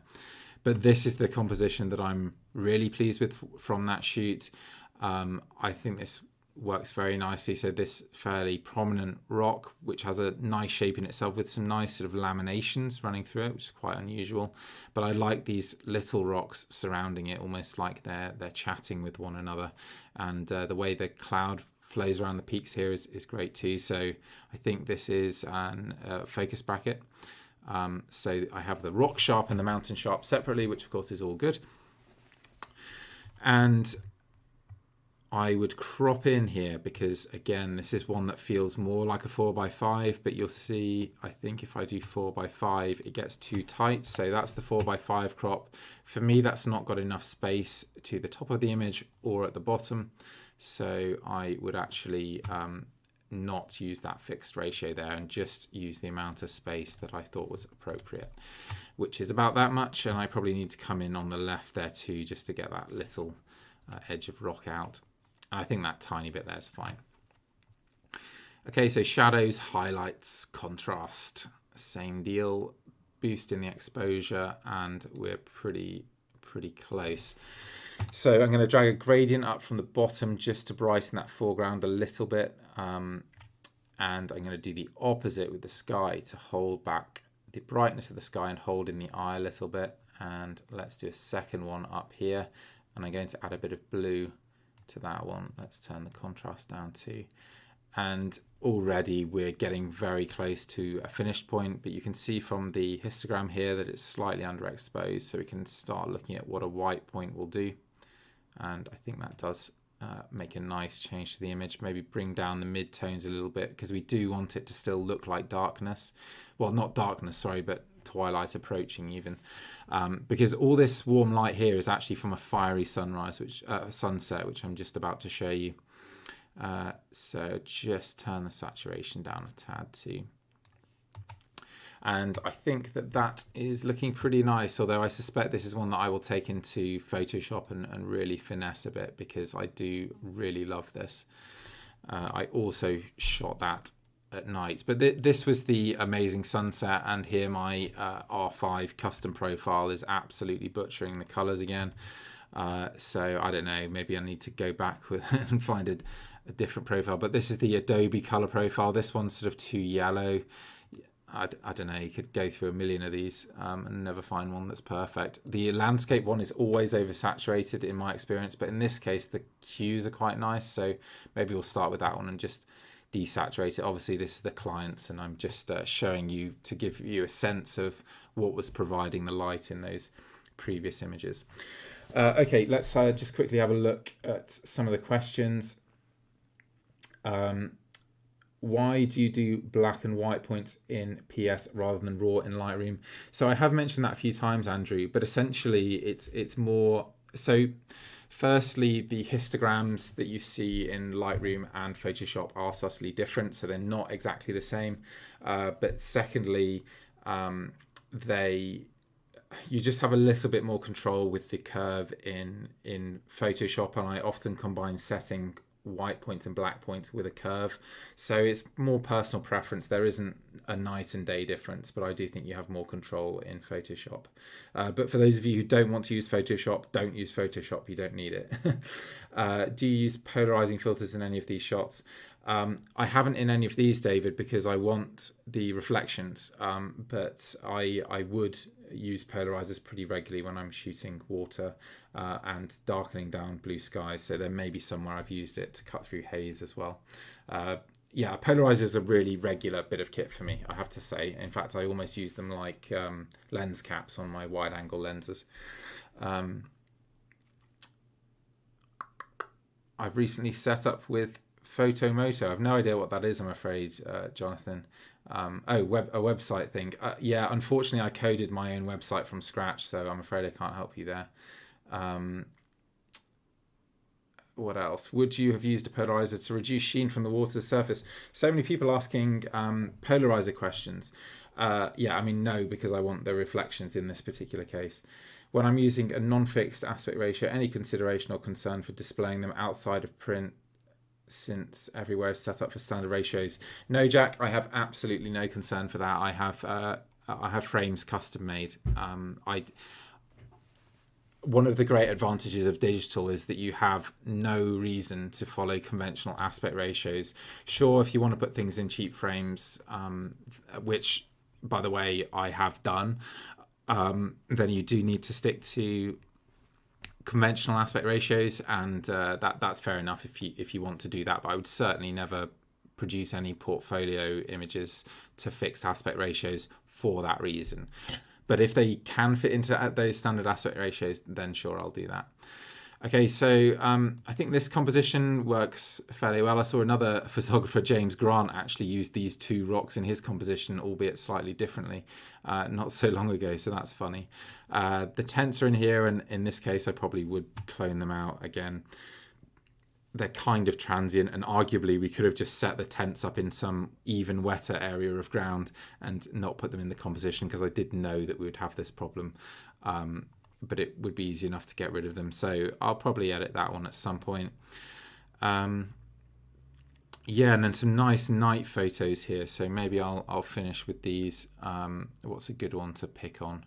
So you can see here I'm actually repeating that same composition, but with a completely different feel, because it's in moonlight, but supplemented by the twilight that's happening behind me. So the moon has just risen, and the twilight from the setting sun is still lighting the foreground. So you get this beautiful balance of light that I think works quite well.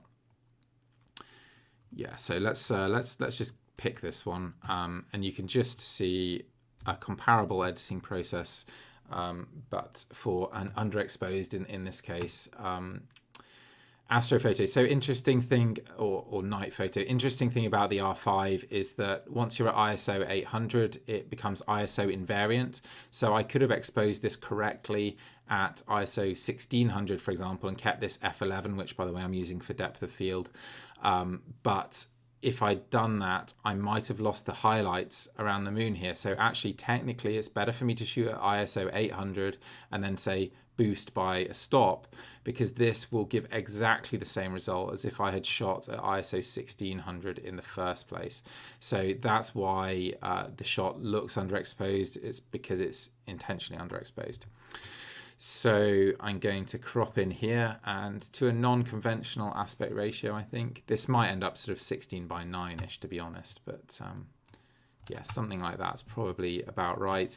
You can see we have loads of noise and color noise. In fact, you possibly can't because of YouTube compression, but I do need to add some noise reduction in here, of course, when I'm shooting at these higher ISOs. I don't get tied up about noise. I think it's massively overblown as a problem. So let's boost the shadows and crush the highlights and boost the exposure even more. So again, maybe I should have shot it at 3200, but again, there's no advantage to shooting at 3200, so I'm better off underexposing at ISO 800. So now this is looking bright enough to print, but maybe too bright from an artistic perspective, from a representing the scene. It was very dark, even though we have got a bit of fill light from that late twilight, and so I like to bring that darkness back with a bit of contrast. And then if it gets a little bit too colorful, just drag a little bit of saturation out of it. And then the sky is still wildly bright, so I will just darken that down. I can't go too far with that though, because it starts to look a bit weird. And yeah, I think that one looks really quite nice. And incidentally, I obviously have to choose where I've repeated compositions between different versions, so there's this night version of the three rocks idea, and then there's the twilight version, and similarly I've effectively got a landscape version of this at sunset, but I will just pick one night shot and then go with that rather than the sunset version, if you see what I mean. So I think, guys, I'm going to tie up there's still 73 people watching. Well, if 10 people tell me to carry on, I will carry on, but you need to do it in the next few minutes, and I will talk about some images from a view over Loch Marie here. So these are actually the following morning after a camp, and in fact, let me show you our camp because it's a rather beautiful one. There it is. Yeah, so here we've got the tents. Of course, we all have to have our separate tents at the moment because of the old coronavirus. And you can probably see that it's very hazy. And the mountain Slioch here, that is sort of one of the whole reason that you come to this view, is it remained in cloud, which of course is disappointing, as is the haze, in that you can't see into the distance. But atmospherics like this do provide excellent shooting opportunities. And that morning was a very, very beautiful one. So it started before dawn. The shooting conditions were really good because there was this mixing of the cat's paws on the water and some very calm reflections. So you got this lovely contrast of textures in the water. And this is kind of an interesting scene because depending on how you crop it, you can completely change the meaning of the image. This line of trees at the bottom is a pine plantation that was logged some time ago, and you can see just a few trees have been left. So it's the sort of ugly side of forestry in Scotland, whereas on these islands we have untouched Caledonian pine forest, the very highest grade wilderness woodland we have in Scotland. So there's a really interesting contrast and storytelling perspective there. But purely from an artistic perspective, if you're not interested in that storytelling aspect, then certainly I think it's better to crop in a bit here. And add a bit of contrast. Now, there might be a temptation to try and use the contrast to like really see all the details in here, but that would be a big mistake. You have to work with the conditions to a large extent, and the reason I'm adding contrast is to get better separation in this foreground texture. And as I do that, I'm adding saturation, so I'm going to desaturate, and actually I'm going to desaturate even more up here, I think, because it's just too much. Yeah. So that to me is a really nice simple image to start with, and maybe there's some slightly better versions of this texture that I can have a play with, or even go with a slightly wider crop. You can see I shot this scene in a number of different ways as it changed, and similarly a lot of us ended up shooting this little island out here, which is blurred in that photo. Hooray! I no doubt have some that are not blurred. So if you do make technical mistakes, don't worry, I make them too. That one's pin sharp. Okay, good. I'm just going to come in and crop in over those trees there, and maybe come in there. So that's just the footing to the image. And I'm going to leave that cloud floating above the island. And you can have a play around with contrast here, but in this case, I'd probably just set some white and black points and just be done with it, because I love that rich blue. It's the perfect color of blue. I had this conversation with another, in fact, almost everybody I do editing tutorials with. I talk about the qualities of different blues. You can see if you have these kind of cyan blues, there's more green in there, and it looks quite insipid, quite toxic. And I think it's much better to keep blues on the more magenta side, ultramarine blue, that kind of thing, Klein blue, if you're into your art. We've got a lot of people telling me to carry on. This is very good. How have I managed to entertain you for this long? Okay. Geez. I guess because it's free. Free's good, right, folks? If any of you do want to book me, then I would really appreciate it, because it's not the money spinning activity you might think it is to be a landscape photographer. Now as the sunset or sunrise, sorry, emerged, we obviously started to get color in the clouds.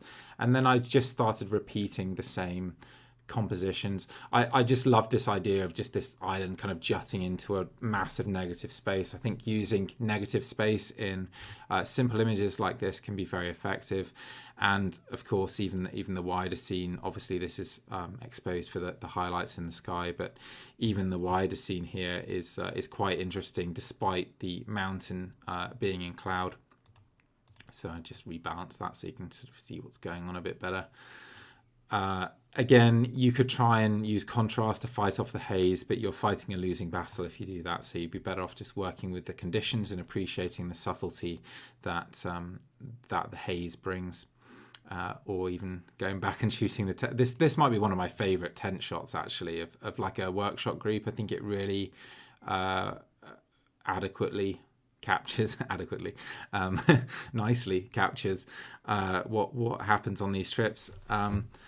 Do you know, every time I go away on a 3-week trip like that, I sort of feel anxious because I know that I'm going to be away out of the comfort of my own home for a long time, and I know that anxiety that people must experience before they come away on these trips. But I have so many wonderful moments and rich experiences that I've never really questioned whether it was the right thing to do. I've just seen lots of remarkable things, some of which I've photographed and some of which I haven't. Yeah, talking about that storyline. So here actually I've included a bit more of that foreground, and then this works more from that storytelling perspective of contrasting the forestry with the ancient Caledonian pines. And these were the photos that I wanted to spend some time with, because as the sun rose a little higher, then suddenly the haze becomes our friend because it lights up these beautiful beams coming over the ridge there. So haze is not always a problem; it can be a huge help. So let's edit this one. So this is mostly a contrast job. If we add a load of contrast here, then you can see it brings out those rays beautifully, but the foreground islands become too dark. So again, we need to come in with our shadows to lift those darker areas. And you can see even just by doing that, you've really got a lot of the way there. So let's darken down our highlights, boost the exposure a little bit. That's looking really nice. And then just hold back the sky. And since I have 70 odd of you still watching, I am going to do my little rant about image editing, because again, you can see here, hopefully, just how simple my thought processes are. They're creative, but they're simple. And the techniques that I'm using are very simple too. There are a lot of people who want to sell you presets and complex editing techniques. And I would suggest that they are a waste of your time and money in the most part, because they don't aid your understanding. And if you don't understand what you're doing, then those presets are, if anything, just going to make your photos worse. So unfortunately, a lot of edits I see, people just are ruining perfectly nice photos with some pretty casual editing. Okay, so that's looking pretty nice. And then actually, let's just deal with it. Do you see there's this dark area of cloud at the bottom here? It's just a little bit too much for the rest of the image. So I need to actually reset this, because I did that when I painted the river in, and now it's crazy every time I do it. But I just want to slightly brighten that up, maybe take a bit of the contrast away, because it's just drawing my eye a bit too much. And there's a temptation here to say, okay, but it looks a bit lacking in color, let's add some saturation. I would say always go on the subtle side of saturation. The rendering is always classier if you use less saturation. And particularly as beginners, I think you don't realize the beauty of color and the transition of color that you can get in less saturated colors. So the more you saturate color, the more they can come together, and you just lose that subtlety, that real quality to the light and the texture and everything. It all goes when you start adding too much contrast and saturation. So do think of that less is more thing again. There's an argument for cropping in here because of this bright cloud at the top of the frame, and we can certainly crop into the point that the diagonal lines come in from the top of the frame, but I think that's a bit too far, so I'm actually going to just get rid of that bright cloud, leave this little V at the top, and I think that just simplifies it nicely. And we could even come in a little bit more here. And I'm going to go for another unconventional aspect ratio because I want to keep that width actually, because it's quite nice. Yeah, in fact, let's do that. So more of a 2x. That is yeah, I'm pretty happy with that photo, I've got to say. I mean, the thing is with haze, and particularly thick haze, I get pretty disappointed when I see haze a lot of the time now, because I know that, you know, there's not going to be a good sunset, there's not going to be nice side light. And you can get a bit despondent, but you have to be there to see these moments sometimes. And then I learn, you know, I learned that actually maybe I should be looking for haze more if I can get atmospherics like that, because I couldn't be more happy with that photo. I think that's lovely.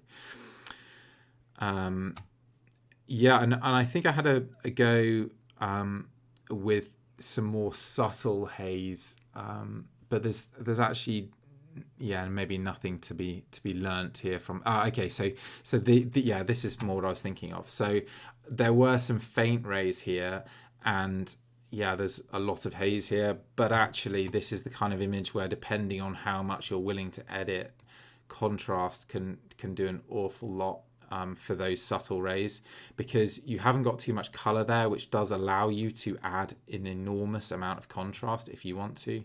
And there you can see those rays become more and more prominent. So I'm not going to spend too much time on that, but hopefully you can see there that edit, although we have added an enormous amount of contrast, it's really transformed the photo. And there's actually a pretty beautiful glow. I think there's a bit of light spilling onto the lens here, which is maybe a bit of a technical error, but it's produced quite a nice result. Yeah, and I could keep going. Yeah, I've got masses here, as you can see. It was a very good 3 weeks. I've not even got onto the Joe Cornish stuff. Though that was a hard week because it was very hazy, and Joe taught me an awful lot, I have to say. He's a very knowledgeable man. I did shoot some portraits for him, because his current one is terrible. Okay, actually, so let's wrap up with almost where we began, because those of you who were watching the start of the session will recognize these rocks here, so these diagonal rocks. So this is the kind of thing that I will do. It's very difficult because actually to even get to this point, for most people it would take 2 days. You can certainly do it in one, but if you're carrying all your like camping kit and camera kit, it's a hell of a long walk to do in 1 day, I think. So it's a lot of effort to get back to this point, but I was very happy with this scene, and particularly with the arrangement of mountains here. So this is Evasion, that mountain that I photographed last summer that had the amazing sunset on this maze trip that I showed you earlier, looking over these crags over here. And this is Ruistack Moor, and here you've got some of the Fisherfield 6. So I just love this little corrie in here and the little lock nestled in there between the mountains. It's a beautiful range, and I just wanted to find a foreground that really worked with it, and I think I did that in the case of this particular shot. I did decide late on when I was shooting this that I wanted to add an extra layer. So you can see this second layer of rocks. It sort of felt like it was a bit like teeth. But unfortunately, that meant introducing this big rock in the foreground. And I think I just got a bit carried away. So actually, some of the later images, I don't think the composition was as good, because actually I would need to crop these out, and the crop just doesn't work. I mean, I can tell you that without actually doing it, because I'd end up wanting to crop something like this so that I can keep in these rocks on the left hand side but cut into these huge dominant rocks on the right, and it ends up with an unbalanced composition, at least to my eye. So I think that was a bit of an error. It works much better in portraits, so I may actually take a proper look at that, and you can see I did shoot this simpler version in portrait as well. So I'll spend some time with these, with different crops and so on, to just decide what I think is best. But for the sake of argument, let's just take one of these. And incidentally, these are also focus bracketed. So this has the outer focus background, but we'll make do for the purposes of this this live. And it's the same deal. The one thing I'm really conscious of here is because the sun is just rising, and it's rising through a load of cirrus. So actually this here is the tent view. You've got all of this cirrus that's lighting up, and so it's producing the color cast that you see on the scene there. And incidentally, I would have loved to have shot in this direction. This is why we camped in this spot, but it just doesn't work. There's too much contrast. So if you're ever shooting these insane sunrises and you just can't make the shot work, it's not your fault. There's too much contrast. You cannot marry these images together and cut through the haze and do everything all at once. It's just, you're just going to have an absolute nightmare image. So much better to forget about it and focus on the side light, which is what I'm doing here. So yeah, let's start on this darker image. So we're going to boost the shadows and darken the highlights a bit, and then brighten the entire image. And I'm going to crop in from the left, and I'm cropping in from the left because this space on the left is relatively empty. If I do that, I'm going to start cropping into the locken here, which isn't ideal. So there is a trade-off, but I think tonally it's not too distracting, like it doesn't leap out at me there. So I think I'd prefer to crop than leave it in, to be honest. And similarly, we're going to come in from the right, and this is starting to look like a 4:5. So again, this is the point where I might try and do a fixed ratio, and yeah, I think we can just do that fixed 4:5.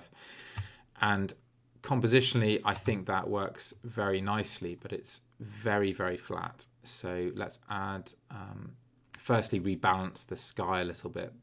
I've still got that annoying adjustment. Hang on, let me. So if you're using Lightroom and you've made an adjustment prior to actually applying it, then it will continually save your settings. So these are the settings from when I was editing the river earlier. So I'm just going to reset everything now so that doesn't catch me out again.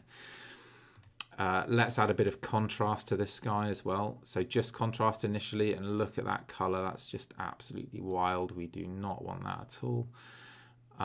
Let's desaturate a bit and slightly brighten. So I was doing that contrast just to bring out the texture in the cloud a little bit more, because it was a little bit subtle, and I do think that that's much better for it. And then let's add a bit of contrast to the whole image, and the foreground's still a little bit dark, so actually let's brighten the entire image just that little bit more. And now we have to decide, now that we've kind of rebalanced things, and we could do even more with the sky here, to be perfectly honest. So this sky I did use a polarizer with, and you can see the effects of uneven polarization here. So you can see here the cirrus is very well defined against a deep blue, whereas here the blue gets lighter. That's uneven polarization. Max polarization would have been in this area, and it can look really terrible with cirrus clouds. So you have to be very, very careful with what you're doing. But I would probably come into Photoshop here and just locally edit this area of blue sky just to balance it. Yeah, so let's hold the iron at the top there, and in this case I'm going to open out these shadows, so it's just a little bit flat in there. So let's add some contrast, take out the saturation, because by adding the contrast we oversaturated, and boost the exposure. So I'm just effectively, by doing that combination of adjustments, I'm revealing the texture within the shadows of the mountain there, and we don't want to go too far, so let's just dial that back a little bit. And this might be an example where I do actually have a little play with the texture slider and just see if I can just add a tiny, tiny bit without it looking awful. And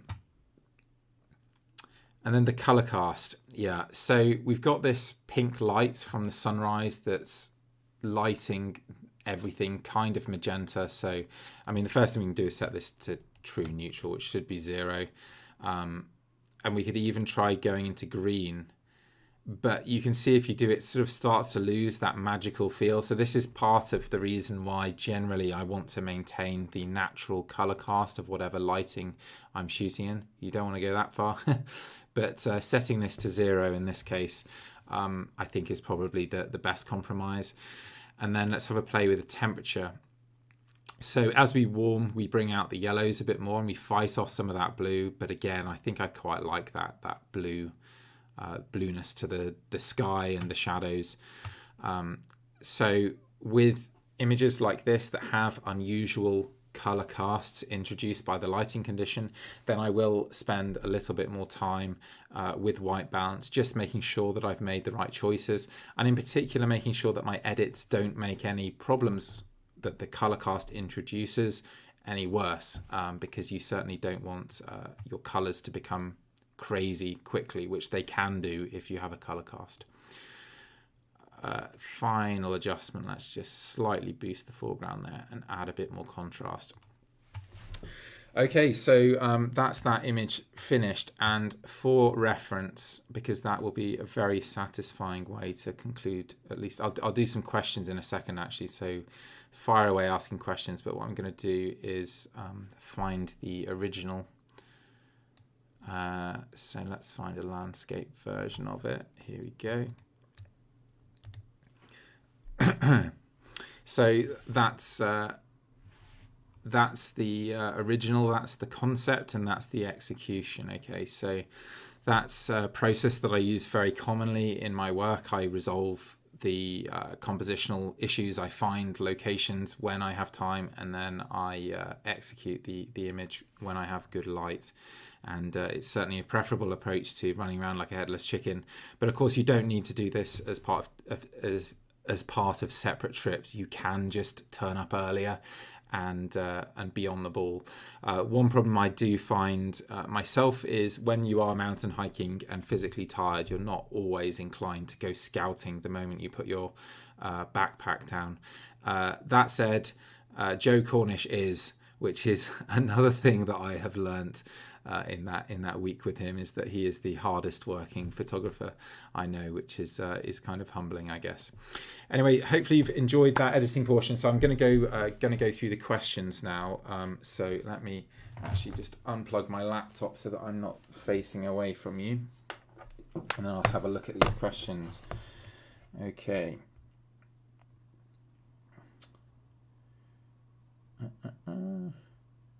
Okay, lots of people telling me to carry on nailing. Right. I've had so many jokes over the years about nailing things, as you can imagine. Every person who makes that joke thinks they're the first. Okay, so where's the first question then? How did I find my time with Joe, and have you spent that sort of time with him before? I've met Joe a few times, Alan, and I've exchanged emails with him, but I've never hiked with him. So this trip came about because I just came back from Fisherfield on the trip that was up on YouTube, and I just invited him on the drive home. I rang him up, and he was actually excited. And I think that's because, you know, he is a bit older now. I think he's 63. And so most of his hiking buddies, or past hiking buddies, aren't quite so limber as they were. And I think he was very glad to have me as a, you know, extra security measure, but maybe also somebody who just could plan a trip and, you know, just give him that little bit of confidence. Because let me tell you, he is a very, very strong hiker. He's a very competent outdoorsman, and he's an incredible photographer. The photos that he took on this trip in very difficult conditions that I felt were almost hopeless were genuinely impressive. And he has an amazing ability to fail, which is a great strength in landscape photography, to be willing to fail. So he really heavily focuses on composition, but also on experimentation. He took a number of photos that I thought were just bad, but he took many more that I thought were really excellent. And unfortunately, you have to fail to succeed in photography. And that was a good reminder for me. And I'm looking forward to hiking with him again in the future. Yeah, so that's Joe Cornish, by the way. If you guys don't know Joe Cornish, particularly if you're British, then you really need to seek out his work. Unfortunately, he doesn't have a really good website of his work. He does have a gallery with some of his work, and he does have a website of his latest work. But I think I'm going to work with him and put together a better website, because it's just a crying shame that you can't see all of his work. And if you can get hold of either of his books, particularly First Light or Scotland's Mountains. They're absolutely superb. So I stay on camera settings right, just starting on Lightroom. Second question, are you worried about noise levels? Okay, well, the noise levels, no, I'm not worried about noise generally, especially not with modern cameras. I think it's a massively overblown problem. I don't quite understand what you mean by your first question, but camera settings wise, I shoot manually or in one of the custom modes that I've created. I will generally shoot between f8 and f11 to achieve the kind of depth of field that I need. ISO 100 almost always, unless it's windy or there's hardly any light. And then I set the shutter speed to give me the correct exposure, sometimes doing focus brackets or exposure brackets. And if you're interested in that, there's, I think, more of that on my YouTube channel already. Alex, have you thought about buy me a coffee type funding for creatives? Yeah, well, look, there's lots of ways people can fund me if they want to, but I would suggest the best way to fund me is actually just to book me, because most of you guys are watching this because you think you can learn. I'm not an intimidating guy to learn from. So yeah, if you're of a mind to buy me a coffee, think about booking me for an hour of image editing. You might find that really helpful, or I can do mentoring, portfolio reviews, compositional ideas, concepts, that sort of thing, whatever you want really. How do I go about reconciling filming and shooting amazing still works as you are? Well, actually, I don't, is partly the case. So my photography suffers when I vlog, and it's much harder for me to investigate creative opportunities when I'm vlogging, because that in itself is quite demanding. There are situations where I'm very confident in what I'm doing, and my opportunities are relatively limited, like I've gone to shoot a specific composition and then it's very easy to vlog. But I mean, the Benahirkil images where we had this amazing sunset, all the rocks there in the water, that was definitely a location where my stills suffered because of the vlogging, and the vlogging suffered because of the stills. So neither's as good as it could have been, but I think the vlog will be kind of exciting, so do keep an eye out for that one. But yeah, you can't. And actually, anybody who thinks that a YouTuber who is a YouTuber first is the best photographer they've ever seen is almost definitely wrong. There are some exceptions. Ben Horn is a really obvious one. He's an absolutely outstanding photographer, and there are photographers on YouTube who are exceptional, but they are always photographers first. And there are some who have been on YouTube so long producing images and improving that they are now at a really high professional standard. And so they deserve the recognition that they get as well. But I mean, yeah, anybody watching YouTube should recognize that the filming always gets in the way of the images. And, you know, people who are doing both to a high standard are very, very impressive creatively, I have to say, because I really struggle. Yes, I should make a live tutorial, a weekly thing. Yeah, you wish, John. Unfortunately, I can't just give my time away for free all the time, but yeah, that would be nice. Yeah, Simon Baxter too, James. Good point. And the guy escapes me who lives out in. Oh, that's really embarrassing now. Anyway, there are quite a few good photographers on YouTube, but there are lots that are beginner or intermediate photographers who've become good at presenting, and there is a difference. What proportion of my landscapes are taken with a polarizer? Well, Rachel, a polarizer doesn't make much difference most of the time, other than 2 stops of neutral density. So you can kind of leave it on a lens, which often I do because I just effectively use it as a protective filter, and having a slightly longer shutter speed makes no difference if you're on a tripod and it's nice and calm. So on that basis, quite a lot of my images are with a polarizer. But I guess maybe 20% of the time I'll use it for mountain images. To be honest, the most useful thing about a polarizer is cutting through haze. So in the image that you see here, actually there was more haze obscuring the mountains. Let's turn off the comparison mode here. there was more haze obscuring the mountains than you can see here. So I'm using the polarizer actually to cut through the haze mostly, and the darkening of the blue sky is actually an unwanted secondary effect, although it actually looks okay. So that, yeah, there are a few reasons to use polarizers, but for me as a mountain photographer, it's cutting through haze when you're at 90 degrees to the light source that's the most useful function of them. Have I ever photographed in Wales? Yeah, Elgin, if you go to my website, alexnell.com, you can see my Snowdonia portfolio. Actually, every time I drive through southern Snowdonia and the Brecon Beacons, I think, God, I really need to get some pastoral landscapes here because it's so beautiful. But yeah, I have to save my time and efforts for specific things sometimes, and I'm really ploughing all my time into this Fisherfield project at the moment, which is obviously incredibly demanding, in every way. Jose says, where's the place you're most excited about going to when international travel is allowed again?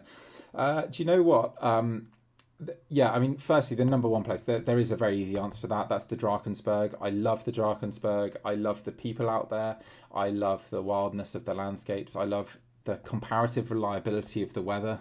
And I love the experiences that I have with groups out there, because it's a little bit more like a holiday, because you don't have the terrible storms coming through that you can do in Iceland and so on. Iceland is the place that I've maybe had the most excitement from photographing. It's certainly the most challenging place to go backpacking in that I do regularly, but I miss that aspect too. But I'd also say that I'm quite happy in the UK and in Scotland in particular. I don't have the wanderlust of many photographers, and because of environmental reasons, I'm really not wanting to increase my flying, that's for sure. It's pretty difficult, because sometimes people contact me and they say, when are you going to Patagonia? I want to go with you, and all that kind of stuff. And the answer is I may never go, or not unless I can find a nice, relatively lower carbon way of flying, because unfortunately my carbon footprint is already vast, and I don't want to be one of those photographers that has twice my carbon footprint. So how vital is social media in photography today for exposure? I'd say it's pretty essential, John, to be honest. Jonathan, I assume you want to be called Jonathan, actually. I don't know of another way of entering the market as a professional without social media, particularly if you have a niche, because you need to be able to reach a wide variety of people in order to show them what you can do. I think if you live in America, there's a small chance that you can make a good business selling prints, because the print market in America is about, well, I would say that you can command about 5 times as much for a good photographic print in the US as you can in the UK. So it's a much better option out there than it is here. But there's very, very few photographers that I'm aware of who haven't at least established their reputation on social media. So there are some who've become known through social media and then walked away from it. That's certainly an option. But yeah, most are on social media, and it's hard to see an escape from that. And I would love to have an escape from that. As much as I love doing the videos and things on YouTube, actually, I do find that quite satisfying. Adam Gibbs, Alan, there you go. There's another one who's an outstanding photographer. How am I getting on with the R5? I'm getting on pretty well with it, Steve. It's not quite as familiar to me yet as the 5DSR, and the color profile issue in Lightroom after this trip it's suddenly become apparent to me just how much of a problem that is. So I'm finding myself switching color profiles a bit more. I'm also getting used to the combination of shooting video and stills on the same camera, and the impact that has on my various custom settings and how I map the buttons. So it's not quite as immediate and functional yet as the 5DSR, but I'm sure it will be. And the dynamic range benefit is nice. The little bit of high ISO improvement is also nice. The video quality is spectacular. But do you know what? It's just a camera. When I got the R5, I know lots of you would be drooling over it, right? Because it's top of the range, and obviously I'm very lucky to have it. But I'm also a professional, and for me it is a tool. So I know that it's not going to make my photos better when I receive this camera. So it's not like I just go, oh my God, I've got to get out and shoot, which I did when I got my first SLRs. So yeah, don't lust after gear too much, I guess is what I'm trying to say. Andrew says, how do we best book your online one-to-one sessions? That is an excellent question, Andrew. Yeah, look, that's a good point, because I've given you guys all this info for free, so maybe you can sit through just a couple of minutes. So firstly, my tours. I have group tours. You know, if you want to come on these adventures, obviously I haven't got many at the moment, but that's where to find them. You do need to be fairly fit for quite a few of them. You can book me for a one-to-one, which at the moment has loads of pictures of Dartmoor, but honestly, if you want to go to the Highlands, people have booked me to do that. My rates are so cheap at the moment that I'm almost definitely going to have to put them up, but if you want to book me, that's there. But most importantly, if you want to go through a session like I just did with my own images,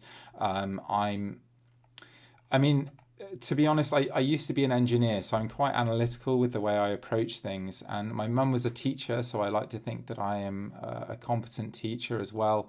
I have seen beginners improve pretty markedly through lessons with me. So this is the page to go to if you want to book a session. I am a mere £40 an hour at the moment, and if you can find a cheaper photographer, then well done you. But I would suggest that they don't have more than a decade of experience in landscape photography. Again, those fees are going to have to go up. But for now, if you want to book a session, then please do. And yeah, thank you everyone for tuning in. And Jonathan, I would love to go to Ireland, and I may well do that. There's a few places I'd like to go there. And hopefully I have answered all your questions, and yeah, thank you very much for tuning in.